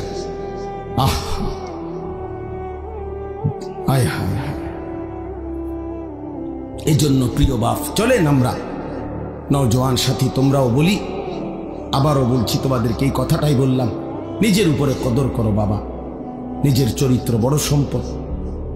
ছোটবেলায় আমরাও স্কুলে পড়ছি বাপ, প্রাইমারি স্কুলে আমরাও দাখিল পাস করছি। ছোটবেলায় শিক্ষকদের মুখেই শুনছি। ছোট্টবেলায় আমার মনে আছে, আমি স্কুল জীবনেই, প্রাইমারি জীবনেই শুনছি, character is lost, everything lost. যার চরিত্র নষ্ট, সব নষ্ট। আর মানি লস্ট, সামথিং লস্ট, না নাথিং লস্ট। টাকা যদি ক্ষয় হয়, নষ্ট হয়, কিছুই না, nothing. Health is lost, something lost. শরীর যদি কিছু নষ্ট হয়, ক্ষয় হয়, তো কিছুটা ক্ষতি। কিন্তু আখলাক চরিত্র যার নষ্ট, তার সব নষ্ট। চরিত্রহীন একেবারেই নিকৃষ্ট, একেবারেই নিকৃষ্ট। এই জন্য আমরা যদি ফিকির করি বাবা, নিজের পক্ষে নিজের ভালো, নিজের কল্যাণ সম্ভব, আল্লাহ আমাদেরকে তৌফিক দান করেন। আল্লাহ তাআলা প্রতিটা নওজোয়ানকে কবুল করে নেন। চলেন আর অল্প একটু সময়, এবার আমি যে আয়াতটা পড়ছি এটার উপরে একটু কথা বলি। 15 নম্বর পারা, 17 নম্বর সূরা, সূরা বনী ইসরাইলের প্রথম আয়াত। এই আয়াতটা হলো মেরাজকে কেন্দ্র করে আমাদের প্রিয় নবী সাল্লাল্লাহু আলাইহি সাল্লামের জীবনের অত্যন্ত গুরুত্বপূর্ণ, মর্যাদাপূর্ণ, বৈশিষ্ট্যমণ্ডিত একটা ঘটনা। নবীজির জীবনের একটা আজিমুশান সম্মান নবীর, সেটা হলো মেরাজ। মেরাজুর রাসূল, মেরাজুন নবী সাল্লাল্লাহু আলাইহি ওয়াসাল্লাম। রাসূলুল্লাহ সাল্লাল্লাহু আলাইহি ওয়াসাল্লামকে আল্লাহ তাআলা নবুয়তের সময়ে জমিন থেকে 7 আসমানের ঊর্ধ্বে, কোটি কোটি গুণ ঊর্ধ্বে আল্লাহ তাআলা তার মহান আরশে আজিমের মধ্যে মেহমান করে নিয়েছিলেন। সেখানে আল্লাহ তাআলা নবীজির সাথে সাক্ষাৎ করেছেন, কথাবার্তা বলছেন, হাদিয়া দিছেন। সচক্ষে নবী আল্লাহকে সচক্ষে দেখছেন, আবার দুনিয়ার জমিনে ফেরত আসছেন। এই ঘটনাটাকেই বলা হয় কি মেরাজ। মানে আমি সংক্ষেপে বললাম আর এটাকে কি বলে? মেরাজ বলে। এটা আমাদের নবী সাল্লাল্লাহু আলাইহি সাল্লামের জীবনের আশ্চর্যতম, অবাক করা, বিস্ময়কর ঘটনা। এই ঘটনাটা আল্লাহ তাআলা এই আয়াতের মধ্যে এই ঘটনার প্রথম অংশ তুলে ধরছে। এই ঘটনাটা নবীজি সাল্লাল্লাহু আলাইহি সাল্লামের দুই ভাবে হয়েছে। একটা হলো জমিন থেকে জমিন, আরেকটা হলো জমিন থেকে আসমান ঊর্ধ্বে। প্রথম জিব্রাইল আইসা বোরাক, একটি জান্নাতি বাহন, ওইটার মধ্যে চড়াইয়া আল্লাহ নবী সাল্লাল্লাহু আলাইহি সাল্লামকে মক্কার জমিন থেকে, কাবা ঘরের কাছ থেকে মসজিদে আকসা, যেটা বর্তমান ফিলিস্তিনে বাইতুল মুকাদ্দাস, এই যেটাকে জেরুজালেম, ইসরায়েলরা ওই ইহুদি কুত্তারা যে জায়গাটা দখল করে রাখছে, মুসলমানদের প্রথম কিবলা মসজিদে আকসা, অত্যন্ত বরকতময় জমিন, এই বরকতময় ভূমি মসজিদ, ওইখান পর্যন্ত প্রথম জিব্রাইল নবীজিকে নিয়ে গেছে। তাহলে মক্কার জমিন থেকে ওই বাইতুল মুকাদ্দাসের জমিন মসজিদে আকসা, মানে মসজিদে হারাম থেকে মসজিদে আকসা। আমরা অনেকেই আলহামদুলিল্লাহ কাবাঘর সবাই যাওয়ার তৌফিক না হলেও দেখছি। তো এই কাবাঘর যে ছবিতে দেখছি, কালো গিলাফের যে কাবাঘর, এই কাবাঘরের চারদিকে গোলাকার, চারিদিকে মিলাইয়া মসজিদ আছে। এই মসজিদটারই বলে মসজিদে হারাম, অর্থ সম্মানিত মসজিদ। এটা এই মসজিদে হারাম মানে কাবাঘরের এই সীমানা থেকে ওই মসজিদে আকসা পর্যন্ত আল্লাহ নবী সাল্লাল্লাহু আলাইহি সাল্লামকে জিব্রাইল নিয়ে গেছেন। তাহলে জমিন থেকে জমিন, মসজিদ থেকে মসজিদ, কই থেকে কই? মসজিদ থেকে মসজিদ, অথবা জমিন থেকে কি জমিন। এটা হলো এই ভ্রমণের প্রথম অংশ মেরাজের। আর ওইখান থেকে মসজিদে আকসা থেকে দুইটা বর্ণনা, একটা হলো বোরাক উপরে উঠছে, আরেকটা হলো আসমান থেকে সিঁড়ি নামাইছে আল্লাহ কুদরতি ভাবে, ওই সিঁড়ির উপর দিয়া বোরাক সিঁড়ি বাইয়া আসমানে উঠছে। তো আল্লাহ তাআলা কুদরতি ভাবে নবী সাল্লাল্লাহু আলাইহি সাল্লামকে সশরীরে জিব্রাইলের মাধ্যমে আসমানে নিয়ে গেছেন। প্রথম আসমান, দ্বিতীয় আসমান, এভাবে 7 আসমান পার করছেন। প্রত্যেক আসমানে অগণিত ফেরেশতাদের সাথে দেখা হয়েছে। বিভিন্ন নবী রাসূলদের সাথেও আমাদের নবী সাল্লাল্লাহু আলাইহি সাল্লামের সাক্ষাৎ হয়েছে। 7 আসমান পার করে এরপরে আল্লাহ তাআলা সিদরাতুল মুনতাহার ওইদিকে আলাদা আরেকটি বাহন পাঠাইয়া এরপরে নবীজি সাল্লাল্লাহু আলাইহি সাল্লামকে আরশ আজিমের মেহমান বানাইছেন। যেখানে নিয়ে গেছেন সর্বশেষ, সেখানে ইতিপূর্ব কেউ আর যায় নাই, আগামীর কিয়ামত পর্যন্ত আর কেউ যাবে না। তিনি একজনই ওই মর্যাদা পেয়েছেন, আল্লাহ তাআলা তাকে নিয়েছেন, তিনি একজনই, তিনি আমাদের রাসূল মুহাম্মদুর রাসূল সাল্লাল্লাহু আলাইহি ওয়াসাল্লাম। আল্লাহ তাআলা সর্বোচ্চ মর্যাদায়, আল্লাহর সৃষ্টির সর্বোচ্চ মাকামে আল্লাহ তাআলা নবীজিকে তুলেছেন। আরশ আজিমের উপরে নিয়ে আল্লাহ তাআলা নবী সাল্লাল্লাহু আলাইহি সাল্লামকে বুঝাইছেন যে বন্ধু, এবার শুধু আপনি সিরিয়ালটা বোঝেন, যে দেখেন এখন উপরে, আপনার উপরে আসি শুধু আমি আল্লাহ, এরপরে আপনি, এরপরে আমার গোটা সৃষ্টি আপনার কদমের নিচে, আরশ আজিমটাও আপনার কদমের নিচে। তাইলে এখন এবার স্তর বুঝতে কর, প্রথমে আমি আল্লাহ, তারপরে আপনি রাসূলুল্লাহ, তারপরে গোটা সৃষ্টি। এই মর্যাদার হিসাব।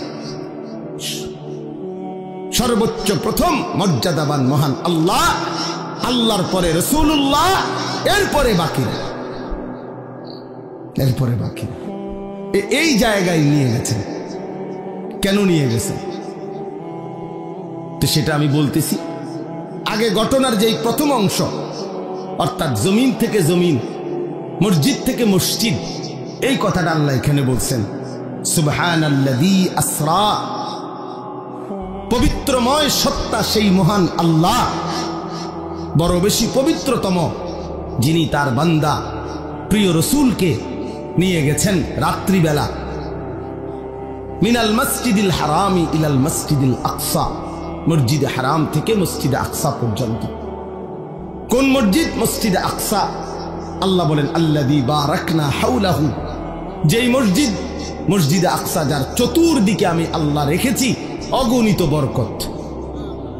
লিনুরিয়াহু মিন আয়াতিনা, এক কথায় আল্লাহ উত্তর দিছে যে যদি বলো বান্দা আপনি আপনার রসুলকে কেন মেরাজ করাইলেন, কেন করাইলেন আপনি, তো আল্লাহ তাআলা নিজেই উত্তর দিছেন লিনুরিয়াহু মিন আয়াতিনা, আমি আল্লাহ তাআলার অসংখ্য অগণিত কুদরতের কোটি কোটি নিদর্শন জমিনে আসমানে আরশ পর্যন্ত আমার সমস্ত কুদরতের নিদর্শন বন্ধুকে সচক্ষে দেখাবার জন্য আমি নিয়ে গেছি।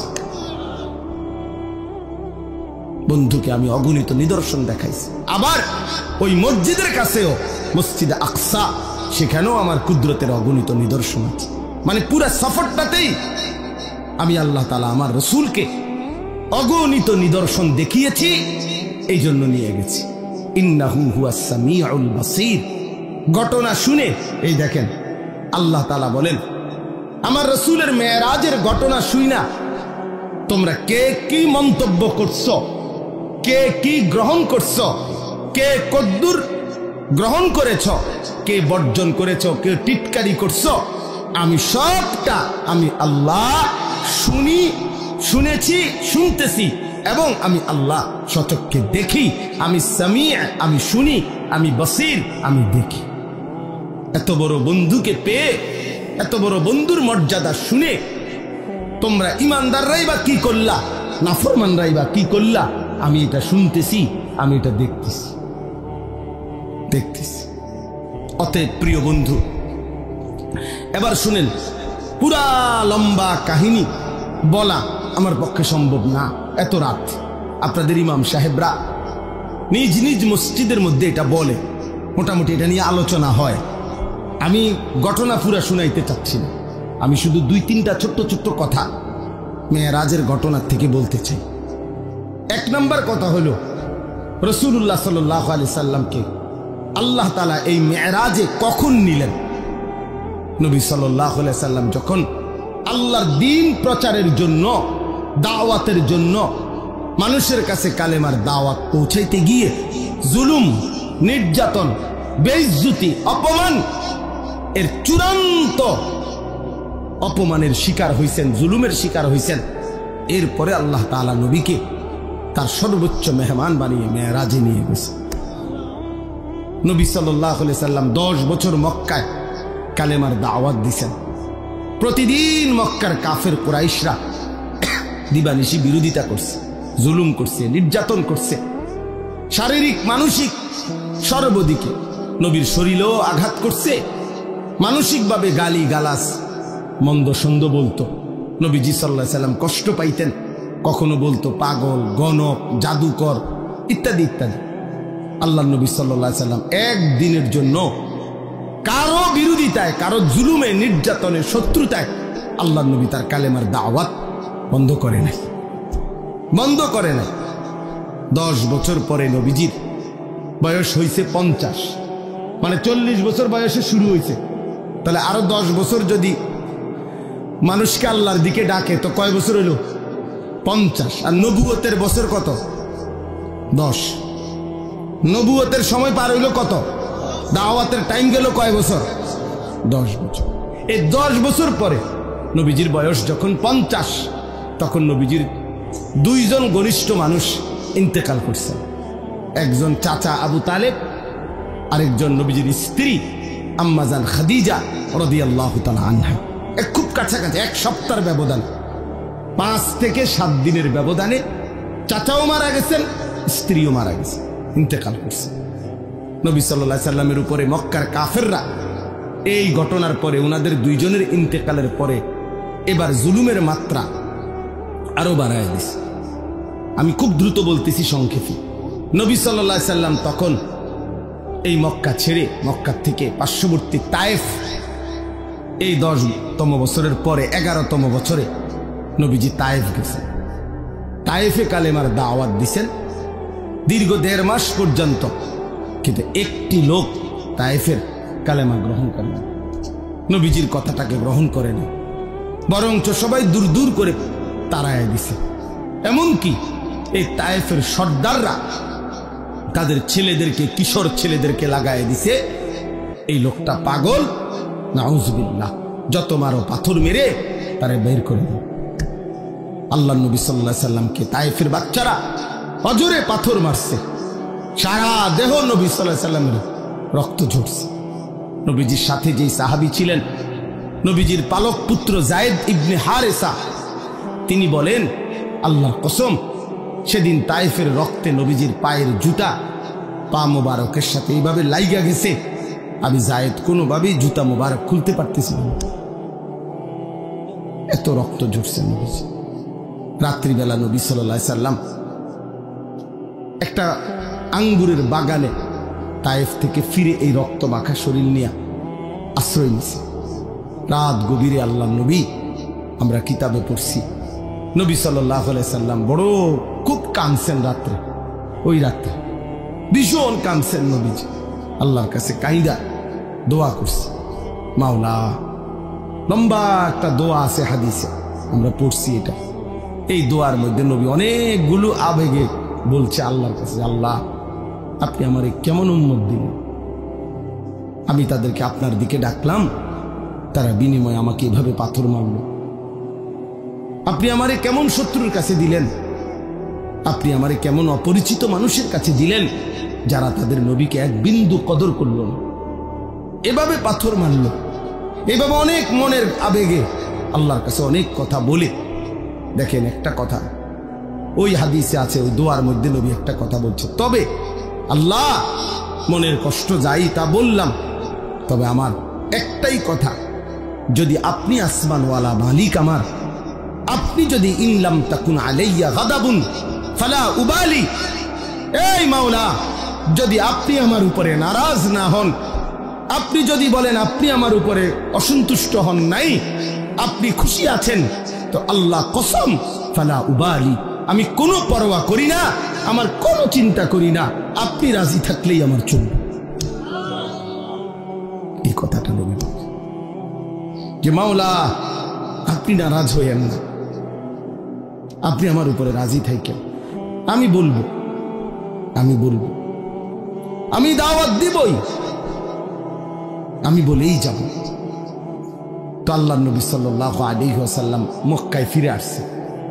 এই দেখেন ছেলেরা, বাপ তোমরাও শোনো, এই যখন নবীজি এই রক্তাক্ত হয়ে মক্কায় ফিরে আসছে, এই 11তম বছর, 51 বছর নবীজির বয়স, এই তখন মক্কাবাসী এত বেশি বিদ্রুপ করছে নবীজিরে, রাত দিন টিটকারি কুটমত, তুমি শুনলাম তোমারে আল্লাহ বলে অনেক ভালোবাসে, তোমারে অনেক মর্যাদা দিব, তোমার অনেক সম্মান, কত কথাই তো তুমি কইলা, কত কিছুই তো শুনাইলা আমাগরে, কই আজকে আমরাও তোমারে তাড়াইয়া দিলাম, তায়েফে গেলা, সেখানের তারাও তোমারে তাড়াইয়া দিল, এমন কি ছোট ছোট বাচ্চারা তোমারে পাথর মারে, তো তোমার সম্মান কই, আর তোমার আল্লাহ কই, কই তোমার মর্যাদা, কই তোমার সম্মান? চিন্তা করে দেখেন। আচ্ছা, এই কথাটা বলার পর রাসূলুল্লাহ সাল্লাল্লাহু আলাইহি ওয়াসাল্লামের কলজাটার মধ্যে কেমন কষ্টটা লাগছে, একবার দুইবার না, পথে ঘাটে বলতে লাগছে যে হায় মুহাম্মদ, তোমার ইজ্জত কোথায়, সম্মান কোথায়, তোমার আল্লাহ তোমারে কই মর্যাদা দিল, তোমার বাচ্চারা পর্যন্ত পাথর মারে। এই তখন আল্লাহ তাআলা এই ঘটনার পরে তায়েফ থেকে ফিরে আসার কিছুদিন পর আল্লাহ তাআলা নবী সাল্লাল্লাহু আলাইহি সাল্লামের ব্যাপারে যখন মক্কাবাসী এইভাবে বিদ্রুপ করতে লাগছে, তখন আল্লাহ একদিন জিব্রাইলকে বলছে, জিব্রাইল যাও, যাও জিব্রাইল, আমার বন্ধুকে আমার কাছে নিয়ে আসো।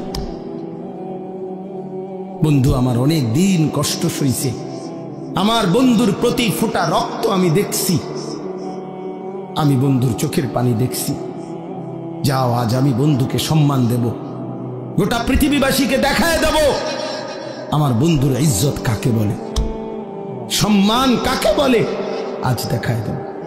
এই জিব্রাইলকে পাঠাইয়া জমিন থেকে 7 আসমানের ঊর্ধ্বে আল্লাহর আরশে নিয়ে গেছে। মেয়ে বলছে, পৃথিবীবাসী এবার দেখো প্রিয়জনের সম্মান কি।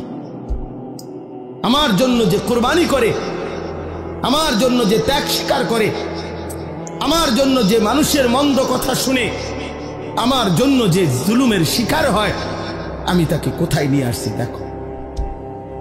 এই তখন আল্লাহ তাআলা নবী সাল্লাল্লাহু আলাইহি ওয়াসাল্লামকে সর্বোচ্চ সম্মান দিয়েছেন, কারণ এর চাইতে ঊর্ধ্বে কোনো মাখলুক, আল্লাহর কোনো সৃষ্টি উঠতে পারে না, পারেও নাই, পারবেও না, পারবেও। তাহলে আমরা এই কথার দ্বারা কি বুঝলাম? আমি সবাইকে এতটুকু বলতে চাই, বাবারাও, মেরাজের এই ঘটনার থেকে, আল্লাহর নবী সাল্লাল্লাহু আলাইহি ওয়াসাল্লামের জীবনের এই প্রেক্ষাপট থেকে আমরা এটা বুঝলাম যে আল্লাহর জন্য, দ্বীনের জন্য, মানুষকে আল্লাহর দিকে ফিরাবার জন্য, এমনকি নিজের স্ত্রী, সন্তান, পরিবারকেও আখিরাত, নামাজ, আল্লাহর দিকে ফিরাইবার জন্য জীবনের যত লজ্জাই পাইতে হয়, যত কষ্টই করতে হয়, খোদার কসম একজন মুমিন যদি সেটা করে, আল্লাহর কসম সে লজ্জিত হবে না। একদিন হাসরের ময়দানে আল্লাহ তাআলা তাকে বাদশাহী দান করবে। আজকে আপনারা অনেক বাবারা আছেন, আপনারা 2 বার 10 বার বলে আপনাদের ছেলেদেরকে ছেড়ে দিছেন, আপনাদের মেয়েদেরকে নিজের হাতে ছেড়ে দিছেন, স্ত্রীদেরকে নিজের হাতে ছেড়ে দিছেন।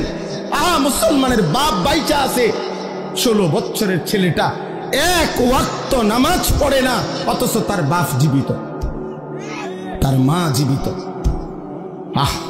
এই বাবার গায়ে সহে কেমনে? এই বাবা ভাত খায় কেমনে? কোনদিন ফজরের নামাজ ছেলেটা পড়ে না, কোনদিন পড়ে না। 365 দিনের 1 বছরে আহারে মা কেমনে ঘুমায়, বাবা কেমনে ঘুমায়, কেমনে রাত এদের ভোর হয়, কেমনে ভোর হয়। কোন বাবা যদি সন্তানের প্রতি এতটুকু মায়া থাকতো যে আমার ছেলেটা তো আগুনে জ্বলবে, জাহান্নামের আগুনে, আমি কেন তাকে ফেরাবো না? আমার জীবনের আর কি অর্থ আছে? আরে আমি কার জন্য খাট বানাই, কার জন্য ঘর করি, কার জন্য বাজার করি? এই দুশ্মনের জন্য বাজার করে লাভ কি? এই দুশ্মন তো আল্লাহর দুশ্মন, রাসূলের দুশ্মন, ইসলামের দুশ্মন, মানবতার দুশ্মন। এটা বেনামাজি আল্লাহর দুশ্মন, বেনামাজি রাসূলের দুশ্মন, বেনামাজি কোরআনের দুশ্মন, বেনামাজি ইসলামের দুশ্মন। এটা জমিনের সবচেয়ে নিকৃষ্ট, যে কপালে সেজদা নাই, হয়তো মানুষের কোনো কাতারে পড়ে না, কোনোভাবেই হয় মানুষও না, জানোয়ারও না। জানেন, বেনামাজি মানুষও না, জানোয়ারও না, এতে মানুষও না, ছাগলও না, গরুও না, কুকুরও না, বিড়ালও না। বলতে হেতে কিতা, হেতে হেতে কইতে পারবো, হেতে কিতা আমি কিতে বলবো? আমি কোনটার লগে মিলাই পারি না, এটা আমার ব্যর্থতা, আমি পারি না। কেন বললাম? মানুষ তো বলে তাকে যাকে আল্লাহ তাআলা ইবাদতের জন্য বানাইছেন। কি আল্লাহ বলে নাই এ কথা? তাইলে যার দ্বারা ইবাদত হচ্ছে না সে তো মানুষ না। আবার জানোয়ার বলবেন কেমনে? তারে আমনে যদি কুকুরও কন, কুত্তাও তো প্রতিবাদ করবে আল্লাহর কাছে যে আল্লাহ আমনে আমারে তো সেজদা দিতে কন নাই। আল্লাহ কি কুকুরকে সেজদা দিতে বলছে? তা আল্লাহ কি সে বলবে? কুত্তা বলবে আল্লাহ আরে কুত্তার মতো কইলো কেন, আমারে আমার লগে তুলনা দিল কেন? বেনামাজি রে, আমারে তো আপনি সেজদা দিতে বলেন নাই, ওরে বলছেন তো আমার লগে মিলল কই? ওরে বলার পরে সে দেয় না, আমারে তো বলেন নাই, আমি সেজদা দিব কেন? আর আমার না দেওয়াটা দোষ না, আমারে তো আপনি আদেশ করেন না। কিন্তু এই জানোয়াররে তো সেজদা দিতে বলছিলেন আল্লাহ, এই জানোয়ার দেয় না কেন? এই জন্য মনে রাখো বাত আর বেডি সাউন্ড আর মোবাইল দেখো আর বন্ধুদের আড্ডা মারো, আহা শয়তান তোমাগরে কাম ধরায় দিছে, শুধু চুল ফিরাইবা, মাসে মাসে চুলের ডিজাইন বদলাবা, প্যান্টের ডিজাইন বদলাবা। এই শরীর, এই স্বাস্থ্য, যৌবন, পাউডার এবং একটু সাজগোজ, ডিজাইন, ফ্যাশন, এতটুকুর পিছনে এমন সুন্দর সময় হায়াত শেষ করে দিলা। কিসের পিছনে শেষ করলা বাবা? কিসের পিছনে? প্রিয় ভাই বলো, কেউ কারো দিকে বলো না, তুমি হেতেরে কইও না। একজন আরেকজনরে বললে পারতা না, হাসি দিয়ে আমার কথা উড়াই দিও না, হাসি দিয়া উড়াই দিও না বাপ। একদিন দেখবা, একদিন মনে রাখো এমন হবে তোমারে কেউ ডাকবে না, কেউ ডাকবে না। আজ তো কেউ বলে কম বেশ, আজ তো কিছু ওয়াজ মাহফিল হয় পৃথিবীর অগণিত দেশে, পৃথিবীর অধিকাংশ দেশেই এমন বাংলাদেশের এই সুন্দর ওয়াজ মাহফিলের এই নিজাম পৃথিবীর বহু দেশে, কোনো দেশে, অধিকাংশ দেশেই নাই। আমাদের তো তক বলার একটা কি আছে, নিজাম সিস্টেম আছে, চলমান একটা রেওয়াজ আছে যে আমাদের দেশে এরকম সারাদিন গায়ে খাইটা মেহনত কইরাও মানুষ আবার মাগরিবের পরে রাত 12টা-1টা পর্যন্ত ওয়াজ শুনে, এর দুটো আছে এখনো। একদিন দেখবেন এটাও নেই, একদিন এটাও নেই। দুশ্মন প্রতিদিন ষড়যন্ত্র করছে কিভাবে মুসলমানের প্রজন্মকে, আলেম ওলামা ইসলাম, একটা এরকম অনেক ছেলে আছে জীবনে কোনোদিন কোরআন শরীফটা হাতেও ধরে নেয়, সে কইতেও পারত না কোনোদিন এই কোরআন একটা পৃষ্ঠার মধ্যে, কিন্তু সেই ছেলেটা দেখেন কত ঘন্টা দেখেন গিয়ে মোবাইল চালাইছে। 60 বছর বয়স, 40 বছর বয়স, জীবনে কোনোদিন একটা কোরআনের পৃষ্ঠা, একটা লাইন সাইয়া সাইয়াও শুদ্ধ পড়তে পারে না। আহারে দুর্ভাগ্য রে, আমার খুব আশ্চর্য মনে হয়, কাঁদি যে হায় রে মুসলমান, এত বোকা কেমনে হইলা রে বাপ, কেমনে হইলা। মুসলমানের ঘরে জন্ম নিয়ে কোনোদিন আল্লাহর কোরআন পড়তেও মন চাইল না, ছুঁয়ে দেখতেও মন চাইল না। এটা কি তাবিজের কিতাব? কথা বলেন না, কোরআন শরীফ তাবিজের কিতাব। তাবিজ তো হয় দোকানের মধ্যে, হুজুরদের কাছে আইয়ে তাবিজ, হুজুর এটা তাবিজ লিখে দেন দোকানে ঝুলাইলে, যাতে বিপদ আপদ থেকে বাঁচে, বেচা কিনা ভালো হয়। তাবিজ দিত কাস্টমার, বেচার মানে কামাইর হাবড়া, আমি তাবিজ দিমু হাবড়া দোকানে বেচা কিনা ভালো হইবে, এরপরে এই কামাই রোজগারি দিয়ে হাবড়ার বেডি বাজারে বাজারে ঘুরবে, হাবড়ার ফুতে মোবাইলে টাকা ঢুকাইয়া উলঙ্গ ছবি দেখবে, আর ওনার ঘরে রঙিন টেলিভিশনে নর্তকী নাচবে, আর আমি তাবিজ দিতাম।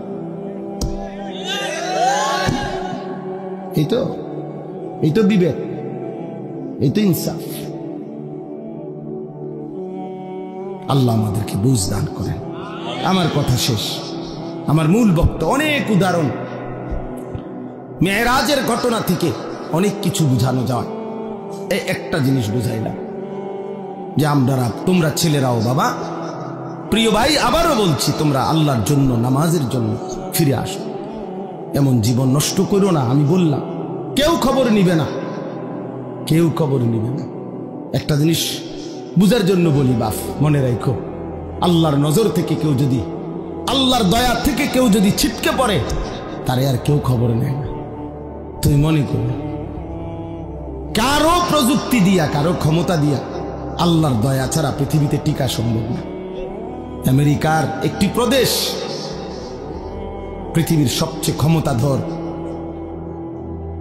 পৃথিবীর ক্ষমতাধর সুপার পাওয়ার মনে করে নিজেদেরকে, সকল কিছু অত্যাধুনিক প্রযুক্তি, কিন্তু পৃথিবীর অসভ্যতার, নোংরামি, অশ্লীলতার, পৃথিবীর সমস্ত উলঙ্গ ছবি যেখানে তৈরি হয়, যেখানে সমস্ত বেশ্যাবৃত্তি, অসভ্যতার কেন্দ্রভূমি, সেই আমেরিকার ক্যালিফোর্নিয়ার লস অ্যাঞ্জেলাস, এই হলিউডের যেখানে, ওই অঞ্চলটা একটা স্টেট, একটা প্রদেশ বাংলাদেশের থেকে বড়।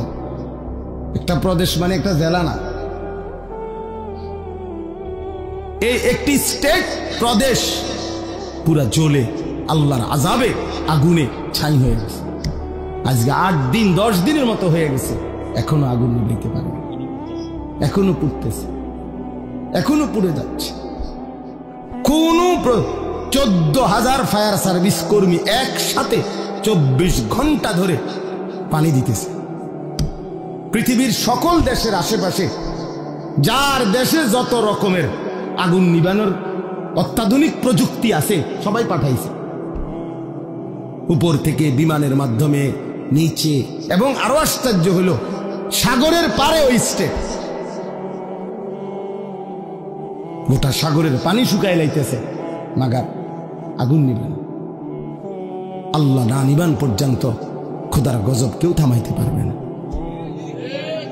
এই জন্য বন্ধু, আল্লাহর নজর থেকে কেউ সরে গেলে, হ্যাঁ এটাই নিয়ম। 16 বছর আমরা দেখছি প্রত্যেকটা অঞ্চলে অঞ্চলে, গলিতে গলিতে জালেমের দম্ভ। আজকে যখন আল্লাহর নজর আল্লাহ সরায় নিছে, আর এই ছোট্ট কিশোর নওজোয়ানদের হাতে পরাজিত হয়ে ফ্যাসিস্ট জালেম যখন পলাইছে, কই তার এই লাখ লাখ অনুসারীদের একটা নিঃশ্বাসও ফেলে না এখন আর। কই অনকো অহন কই পোস্টার কো, হ্যাঁ ব্যানার কই, ফেস্টুন কই, কই অন কই কিরি বেটা কই? এইভাবে হারায় গেল না। হাইসো না, সবক নাও, সবক সবক নাও বাবা। আমি রাজনীতির মানুষ না, আমার উদ্দেশ্য এই কথা বুঝানো। কই 16 বছরে তো মনে হইছে বাংলাদেশের 1 ইঞ্চি জায়গা তাদের হাত থেকে বাহিরে না, সবটা আগলাইয়া রাখছে। কোন কই? তার মানে আল্লাহ যখন কাউকে বেইজ্জতি করে, তখন জগতে আর তার কোনো নাম নিশানা থাকে না, নাম নিশানা থাকে। তোমরা মনে রাখো, আমার এই শেষ কথা, আল্লাহ তোমারে ভালো রাখলেই তুমি ভালো, আল্লাহ ভালো না রাখলে বাপ কেউ তোমারে ভালো রাখতে পারবে না। তুমি আল্লাহরে কষ্ট দিও না, আল্লাহরে এত বেশি নারাজ কইরো না রে বাপ। আল্লাহকে লম্বা সময় ভুলতে নাই, কোরআন শরীফে আছে, এটা বারবার বলছে আল্লাহ। আল্লাহ বলছে বান্দা আমারে বেশি সময় ভুলে যেও না, আমি যদি লম্বা সময় ভুলে যাও, একদিন আমি তোমাকে তোমার পরিচয় ভুলাই দেব। ফাআনসাহুম আনফুসাহুম, একদিন তোমার কবর আখিরাত ভুলাই দেব, আত্মপরিচয় ভুলাই দেব, তখন তুমি আর মানুষের মুমিনের পরিচয় থাকবে না। এই জন্য দয়া করে রাত গভীরে এই আমার শেষ কথা, এটা মেরাজ, আমাদের নবী সাল্লাল্লাহু আলাইহি সাল্লাম আল্লাহর দরবারে গিয়ে যখন এত ইজ্জত এত সম্মান দিছেন নবীকে, তো নবীজি আল্লাহর কাছাকাছি গিয়ে একটা কথা বলছেন, মাওলা আমার উম্মতের জন্য কোনো হাদিয়া দিবেন না? আমাকে তো আপনি সম্মান দিলেন, আমি খুশি হইলাম, আমার চোখের পানি আপনি মুছে দিলেন, আমার রক্তের চিহ্ন মুছে গেল, আমার কলিজার দুঃখ সব দূর হয়ে গেল, আমি আপনাকে দেখলাম, আমারে আপনার কাছে আনলেন, আমার উম্মতের জন্য কিছু দিবেন? আমি যে আবার দুনিয়ার জমিনে ফিরে যাব, আমার উম্মতকে কি দেব? তো আল্লাহ তাআলা বলেন, বন্ধু গত 10টি বছর 11 বছর আমি আপনার উপরে কত বিধান কত আয়াত জিব্রাইলের মাধ্যমে নাজিল করেছি, কিন্তু আমি এই 11টি বছর একটা আমল আমি শুধু রেখে দিছিলাম আমার কাছে, জিব্রাইল রে দিয়া পাঠাই নাই। আমি আল্লাহর আশা ছিল, আমার ইচ্ছা ছিল আপনি বন্ধুকে কাছে আইনা ওই আমলটি আমি আপনার হাতে তুলে দেব, আমি সরাসরি আমার কুদরতি হাতে আপনার হাতে তুলে দেব। এই জন্য বন্ধু আপনারা আগলায় রাখছে। ওই দেখেন এই কয়েকজন ছেলে, দেখেন এই বাবা তোমরা চলে যাও বাপ, এই যে তোমরা এই কয়েকজন শুয়ে লাইছো যে ছেলে, বাবা তুমি চলে যাও বাবা, এই অসভ্যতার চাইতে চলে গেলে তো ভালো দোস্ত। তোমার মতো 2জন ফালতু লোক না বসলো তো চলতো বাপ। যাও তোমরা উঠে যাও ভাইয়া, এই যে গেঞ্জিওয়ালা ছেলে তুমিও চলে যাও বাবা, তোমারই বলছি, পিছে চাও কা, যাও গা আব্বা, কি দরকার কষ্ট করতেছে শুধু শুধু এখানে? কি ভাবছো নিজেরে? হ্যাঁ কি ভাবছো? মাতবর? হ্যাঁ মাতবর মনে করে নিজেরে, না কেউ কিছু বলেন না, নাই মায়ও কিছু বলে না, বাবাও কিছু বলে না, গ্রামের সমাজের দেশের কেউ কিছু বলে না, সবাই ভয়ে কাঁপে, ছেলেপেলেরা স্বাধীনভাবে যা মন চায় তাই।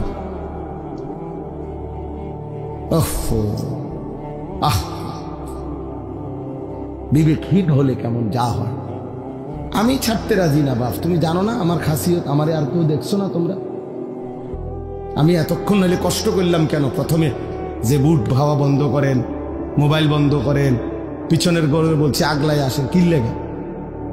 আমার মাকসাদ শুধু একটা হইলো, আমার সিহুলি আমি কইয়া গেলাম, কেউ ঠেঙ্গালগি দিয়ে রয়েছে না, হুত্যা রয়েছে না, সিট্টিয়া রয়েছে। আমার এত কানের দরকার কি? আমার ওয়াজে না দরকার, আমার টিয়া আনা দরকার, আমার সময় না পার করা দরকার। আল্লাহর কসম আমি এই মাকসাদে বয়ান করি না। আমি ফিকির নিয়েই আলাদা, আমার একটা মানসিকতা আছে, আমি পরিবর্তনের আশায় কথা বলি। আমার স্বপ্ন এটা, আমাদের কিশোর তরুণ নওজোয়ান বদলাবে ইনশাআল্লাহ, বদলাবে এবং বদলাচ্ছে প্রতিদিন, প্রতি ঘন্টায়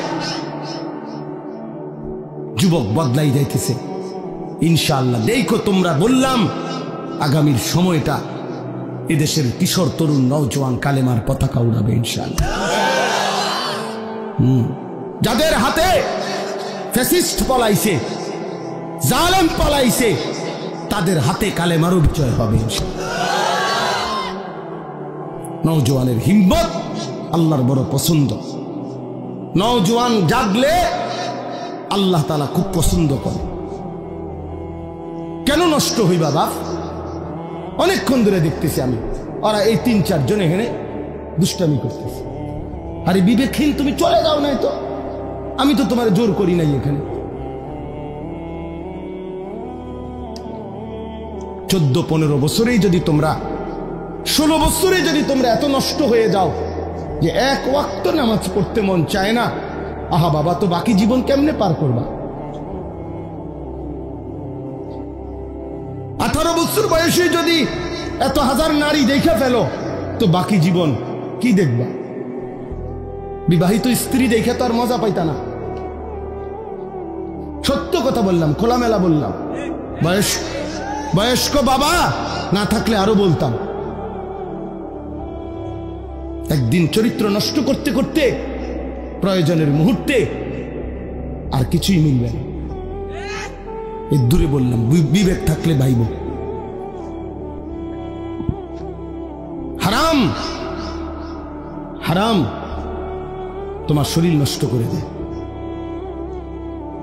আল্লাহ তাআলা প্রত্যেকের জন্য ভালোবাসার এক প্রিয়তম স্ত্রী আল্লাহ তাআলা রেখেছেন। আল্লাহ তাআলা রেখেছেন হালাল স্ত্রীর পবিত্র চাহনি, তার মধ্যে বরকত আছে, ভালোবাসা আছে, তার ভিতরে ইবাদত আছে। নবী সাল্লাল্লাহু আলাইহি সাল্লাম বলছে, কেউ তার স্ত্রীকে যদি ভালোবেসে আদর করে একটা লোকমা খাবার মুখে তুলে দেয়, একটা রুটি তুলে দিছে, আল্লাহর কসম নবী বলছে আল্লাহ তাআলা সাদকার সওয়াব আমলনামায় তুলে দিবে। আর যে ব্যক্তি ভিন নারী দেখছে, তো তার চোখের মধ্যে কিয়ামতের দিন সীসা গলায়া চোখে দেওয়া। তাহলে দুটোটারই কথা আছে। এক হালাল সন্তান, পবিত্র স্বামী স্ত্রীর বন্ধনের যে সন্তান। আমি তো প্রায় বলি, মিয়া আমার ছোট মেয়ে আছে, আমার ছোট্ট মেয়েটা আমার কাছে মনে হয় সবসময়, আমি বলি ওর হাসি, আমার মেয়ে হাসলে আমার কাছে মনে হয় দুনিয়া হাসে, জগৎ হাসে। আমার কাছে মনে হয় আমার এই ছোট্ট মেয়ের হাসি মুখে গোটা পৃথিবীর সব সুন্দর কিছুই না, এই বাচ্চার হাসিটা যতটা সুন্দর। তাহলে এক বাচ্চা, এক স্বামী স্ত্রী, এক পবিত্র বন্ধন, বাবা, এর বরকতি আলাদা। তুমি কেন নারী দেখা, ছবি দেখা নষ্ট হয়ে যাবে? আমার বললাম, আমি এই 17, 18, 16 বছর বয়সে বাবা আরো নাদুস নুদুস চেহারা, সুরত, গাল, চোখ, মুখ আরো নাদুস নুদুস, আরো হৃষ্টপুষ্ট হওয়ার কথা।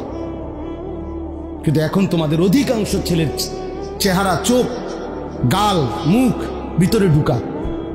এটার একটা অন্যতম কারণ, মনে রাখো আমার কথা, একটা অন্যতম কারণ এই যে অব্যাহত নারী ছবি, নাচ, গান, উলঙ্গ দৃশ্য তোমরা যে দেখো, খোদার কসম, আল্লাহর কসম, আল্লাহর কসম, গুনাহ শরীরকে দুর্বল করে, এটা কিতাবে আছে। এজন্য চেহারার সৌন্দর্য থাকে না। চুল দিয়া সুন্দর না বাপ, দয়া করে এই জন্য ভালো হোক, সুন্দর হোক, আখলাক সুন্দর করো। আল্লাহ তাআলা আমাদের প্রতিটা ছেলেকে কবুল করে নেন। আল্লাহ তাআলা আমাদের এই মাহফিলকে কবুল করে নেন। আজকের এই সুন্দর আয়োজনের মধ্যে বরকত দান করেন। আমরা মনে রাখতে হবে, তাহলে আমাদের মেরাজ নবীজির ঠিক তারিখ খুঁজা এটা মূল বিষয় না, সবক নেওয়া মূল বিষয়। তাহলে আমরা সবক নেব, এক, আল্লাহর দ্বীনের জন্য আমার সব কুরবান হোক, তারপর আমি আল্লাহকে নারাজ করব না, বিনিময়ে আল্লাহ আমাকে সম্মান দেবেন। দুই, মেরাজের শ্রেষ্ঠতম হাদিয়া 5 ওয়াক্ত নামাজ, সেটা আমরা জীবনের জন্য গ্রহণ করব। আমাদের জন্যই তো আনছেন নাকি, তা আমরা সেটা গ্রহণ করব। 5 ওয়াক্ত নামাজ। মেরাজ মানে খিচুড়ি না, মেরাজ মানে বিরিয়ানি না, মেরাজ মানে জিলাফি না, মেরাজ মানে 5 ওয়াক্ত নামাজের সেজদা। মেরাজ মানে আল্লাহর জন্য জীবন কোরবানি করা। মেরাজ মানে জীবনে আল্লাহর জন্য, দ্বীনের জন্য সমস্ত কষ্ট, জুলুম, নির্যাতন, লাঞ্ছনা, বঞ্চনা হজম করে আল্লাহকে রাজি করার চেষ্টা করা, এটা মেরাজ। মেরাজ মানে বিরিয়ানি। হ্যাঁ, হুজুর 12 ডেক করছে, 12 ডেক বিরিয়ানি। বাহ বাহ, কতক্ষণ গান গাইবো, গজল গাইবো, ডোলে লড়ে, বাহ। হ্যাঁ, খালাস খালাস। এরপরে বিরিয়ানি খাইয়া মাশাআল্লাহ মেরাজ পালন করছে। মেরাজ বলে পালন করছে, মেরাজ আবার পালন করে কেমনে? মেরাজ আবার পালন হয় কেমনে? আবার এটা মেরাজ তো সবক নেওয়া, যে নবী আমার কেন মেরাজে গেলেন, নবী আমার মেরাজ থেকে কি আনলেন। মেরাজ যদি পালন করতেই হয় তো প্রত্যেক দিনই তো পালন করা যায়, প্রতি ওয়াক্ত নামাজই তো মেরাজ। তাহলে তো 5 ওয়াক্ত নামাজ প্রতিদিনই তো মেরাজ, প্রতিটা সেজদার মধ্যেই তো মেরাজ। তো আমি আলগা টোহান করতে, আমার ওই যে অনেকে আছে, আপনি দেখবেন সবে বরাত 3-4 দিন আগে জিঙ্গা, হুজুর নামাজটা কোন দিন, নামাজ কোন দিন, ডাকাইতে জিঙ্গায় নামাজ কোন দিন, মানে কি নামাজ বুঝছেন না? সবে বরাতারি, সবে বরাতে যে নামাজটা পড়বো এবারে হিটা কোন দিন, হঠাৎ নামাজ টোহায়, নামাজ টোয়া পায় না, নামাজ আড়াইয়া গেছে দেবীর দেখতে, নামাজ গেছে হেদিকে কসবার হেদিকে, নামাজ টোয়ায়, নামাজ কোন দিন? নামাজ তো প্রতিদিন, নামাজ কোন দিন? তো তুমি কি নামাজ টোয়াও, কি নামাজ টোয়াও? এই জন্য দয়া করে আমি বললাম, কোন একটি দিবস উদযাপন করা, কোন একটি দিন উদযাপন করা, এটা মূল মাকসাদ না, বরং সবক নেওয়া মূল মাকসাদ। ঠিক আছে ইনশাআল্লাহ? নওজোয়ান রাগ হইও না, যখন যারে যে দূর ধমক দিছি তোমার ভালোর জন্য বলছি, তুমি ভালো হইলে আমারও লাভ, তোমারও লাভ, তুমি সেজদা দিলে আমারও সওয়াব, তোমারও সওয়াব, তোমরা আগাইলে ইনশাআল্লাহ ইসলাম আগাবে, আগামী দিনে ইসলামের পতাকা উড়বে ইনশাআল্লাহ। সারা পৃথিবী আমরা আশাবাদী খুব যে ইনশাআল্লাহ আগামী সময়টা আমাদের ইসলাম। হ্যাঁ, এটা একটা সিরিয়ালে আছি আমরা, মানে এটা একটা নিয়ম আছে, কোরআন শরীফে একটা আয়াত আছে, আল্লাহ বলছে আমি মানুষের অবস্থা বদলাই, পরিবর্তন করি, ওয়াতিলকাল আইয়ামু নুদাবিলুহা বাইনান নাস। এজন্য মানুষ সবসময় হাসে না, সবসময় কাঁদে না, মানুষ সবসময় সুখে থাকে না, সবসময় দুঃখেও থাকে না, মানুষ সবসময় অসুস্থ থাকে না, সবসময় সুস্থও থাকে না, ঠিক না? অবস্থা কি হয়? পরিবর্তন হয়। মুসলমানদের অবস্থা, একসময় পৃথিবীব্যাপী মুসলমানদের বাদশাহী ছিল, খেলাফত। আজকে 100 বছরের বেশি হয়ে গেছে মুসলমানদের খেলাফত নাই। মুসলমান আমরা আজকে 100 বছরের বেশি নির্যাতিত, মজলুম, সারা পৃথিবীতে জুলুমের শিকার। তো কাজেই আল্লাহ বলছে আমি মানুষের অবস্থা বদলাই। তাহলে এইবার এটা প্রমাণ করে ওলামায়ে কেরাম বলতেছেন যে এবার আল্লাহর সিদ্ধান্ত তো নতুন আসবে, পরিবর্তন হবে অবস্থা, তাহলে এক সময় আমাদের হাতে রাজত্ব ছিল, মাঝখানে অনেক দিন আমরা রাজত্ব হারা, ঘর হারা, আমরা মজলুম, জুলুমের শিকার, নির্যাতনের শিকার। জমিনে ইমানদারের রক্তে জমিন ভাসছে বহুদিন। ইনশাআল্লাহ এইবার সিরিয়ালে নতুন করে আল্লাহর সিদ্ধান্ত যেদিনে আসে সেদিনই ইসলামের বিজয় হবে। মনে রেখো, এটা সিরিয়ালে আসি আমরা এখন সিরিয়ালে, বিজয়ের সিরিয়ালে। আলহামদুলিল্লাহ আমরা এখন বিজয়ের সিরিয়ালে আছি। এই জন্য সিরিয়ায় ইমানদারের বিজয় হয়েছে, আফগানিস্তানে ইমানদারের বিজয় হয়েছে না, আরো হবে ইনশাআল্লাহ। আরো ফিলিস্তিনে একদিন ঘুম থেকে জায়গা তোমরা শুনবা ইসরায়েলের কুত্তারা নাই, ইসরায়েলের কুত্তারা নাই। শুনো, ফিলিস্তিনের বিজয় হবে একদিন ইনশাআল্লাহ। সারা পৃথিবীতে ইমানের বিজয় হবে। সেদিন তুমি আফসোস করবা, হায় চরিত্র কেন নষ্ট করলো, আখলাক কেন নষ্ট করলো। আল্লাহ আমাদের সকলকে ইমান আমলের দৌলত দান করেন। আলহামদুলিল্লাহ রাব্বিল আলামিন। আল্লাহুম্মা আনতাস সালাম ওয়া মিনকাস সালাম, তাবারাকতা ইয়া দাল জালালি ওয়াল ইকরাম। আপনি মাফ করে দেন রব্বে করিম, আপনি মাফ করে দেন মেহেরবান মাওলা, আপনি মাফ করে দেন। আয় আল্লাহ আপনি মাফ করে দেন। রাত গভীরে ফোটা ফোটা কুয়াশা পড়ছে, ঠান্ডার মধ্যেই আপনার কথা শুনেছিলাম। আল্লাহ আপনি আমাদের আখিরাত সুন্দর করে দেন, পেছনের জিন্দেগির সমস্ত গুনাহ মাফ করে দেন। আল্লাহ আমার এই জওয়ান যুবক ছেলেগুলোকে, কিশোর তরুণ নওজওয়ানদেরকে নামাজি বানিয়ে দেন, চরিত্রবান বানিয়ে দেন, উত্তম আখলাকওয়ালা বানিয়ে দেন। আগামীর ইসলামের জন্য এদেরকে কবুল করে নেন। আগামীর কালেমার পতাকা উড়াবার জন্য, মাহাদির পক্ষে লড়বার জন্য এদেরকে কবুল করে নেন। আমার বাবা চাচাদেরকে আরো বেশি নেক আমলের তৌফিক দান করেন। সমস্ত কবরবাসীদেরকে মাফ করে দেন। কিয়ামত পর্যন্ত কবরের আযাব মাফ করে দেন। কবরগুলোকে জান্নাতের টুকরা বানিয়ে দেন। মা বোনদেরকে পর্দা পশিদা দান করেন। অসুস্থ বিমারি যারা শিফা করে দেন। প্রত্যেকের কামাই রুজিতে হালাল বরকত দান করেন। প্রবাসী বিদেশের জমিনে যারা সহি সালামতে নিরাপদে রাখেন, যার যত নেক মাকসাদ আছে পূরণ করে দেন। যার যত অভাব পেরেশানি দুশ্চিন্তা অস্থিরতা আছে দূর করে দেন। আল্লাহ সমস্ত শারারাত থেকে, ফিতনা ফাসাদ থেকে, অ্যাক্সিডেন্ট দুর্ঘটনা থেকে আমাদের প্রত্যেককে হেফাজত করেন। আল্লাহ ছেলেগুলোকে কবুল করে নেন, ছেলেগুলোকে কবুল করে নেন।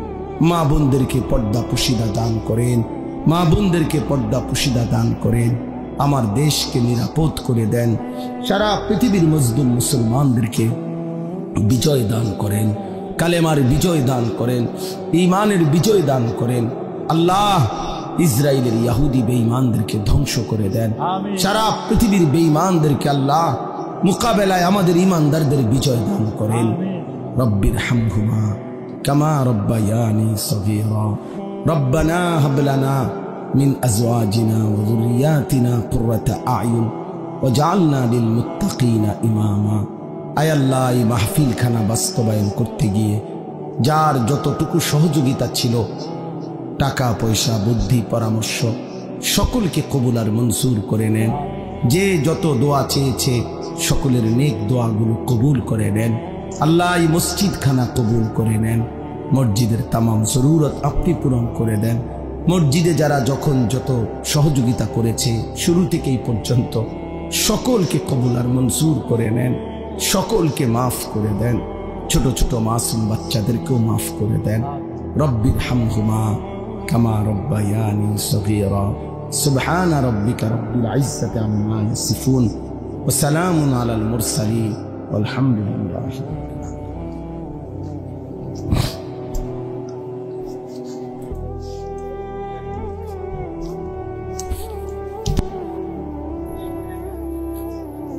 ইন্নাহু হুয়াস সামিউল বাসীর।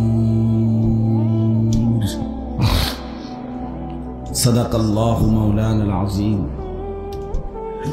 وقال نبينا صلى الله عليه وسلم ما رأيت مثل الجنة نام طالبها وما رأيت مثل النار نام هاربها اللهم صل على محمد وعلى آل محمد كما صليت على إبراهيم وعلى آل إبراهيم إنك حميد مجيد اللهم بارك على محمد وعلى آل محمد كما باركت على إبراهيم وعلى آل إبراهيم إنك حميد مجيد سبحانك لا علم لنا إلا ما علمتنا إنك أنت العليم الحكيم الحمد لله আল্লাহ পাক রব্বুল ইজ্জত জুল জালাল ওয়াল ইকরামের ফজল করম রব্বুল আলামিনের অপরিসীম ইহসান মেহেরবানি দয়া আল্লাহ তাআলা আমাদেরকে আজ 16 জানুয়ারি 2025 রোজ বৃহস্পতিবার কুমিল্লা জেলা দেবিদ্বার উপজেলাধীন গোপালপুর সোনামিয়া মাস্টার বাড়ি মসজিদের উদ্যোগে আজকের এই চতুর্থতম বার্ষিক ওয়াজ ও দোয়ার মাহফিলে আল্লাহ তাআলাই আমাদেরকে আসবার বসবার আল্লাহর জন্যই জমা হওয়ার তৌফিক দান করেছেন। এজন্য আমরা সকলেই বলি আলহামদুলিল্লাহ। নওজোয়ান ভাই তোমরা সবাই মিলে আরেকটু জমে বসো, এই যে ফাঁকা জায়গাটা পূরণ করে প্রিয় ভাই সামনে আসো, ভালো হবে। সবাই কাছাকাছি হয়ে বসো, কম দেখা যাক লোক, এতে সমস্যা নেই। আমার শ্রোতার সংখ্যা নিয়ে বিষয়। ভাই শুনছো তোমরা? এই যে ভাই বাংলা বুঝছো কিনা? আগায় আসে ভাই, দেখো অনেকে অন্যরে ধাক্কায়, নিজে আসে না। আহা ভাই, এটা অভদ্রতা, এটা হাসির বিষয় না, এটা আমরা দুষ্টমি করছি না। আসেন সবাই আগায় বসেন, সুন্দর করে বসেন।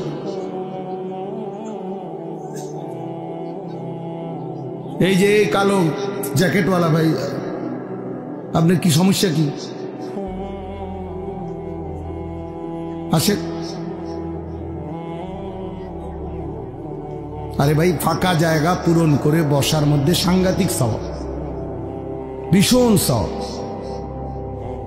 একেবারে বুখারী শরীফের হাদিসের মধ্যে আছে। নবী সাল্লাল্লাহু আলাইহি সাল্লাম বলছেন, কোন দ্বীনি মজলিসে যে ফাঁকা জায়গা পূর্ণ করে বসে সে আল্লাহ তাআলার আশ্রয়ে চলে যায়। মাওলানা এইমাত্র বলল আপনাদেরকে, একটা হাদিস শুনাইতেছিল বারবার। প্রিয় ভাই মাওলানা ইসরাফিল এই যে বলল এইমাত্র, আমি আয়েশা যেটা শুনতেছিলাম,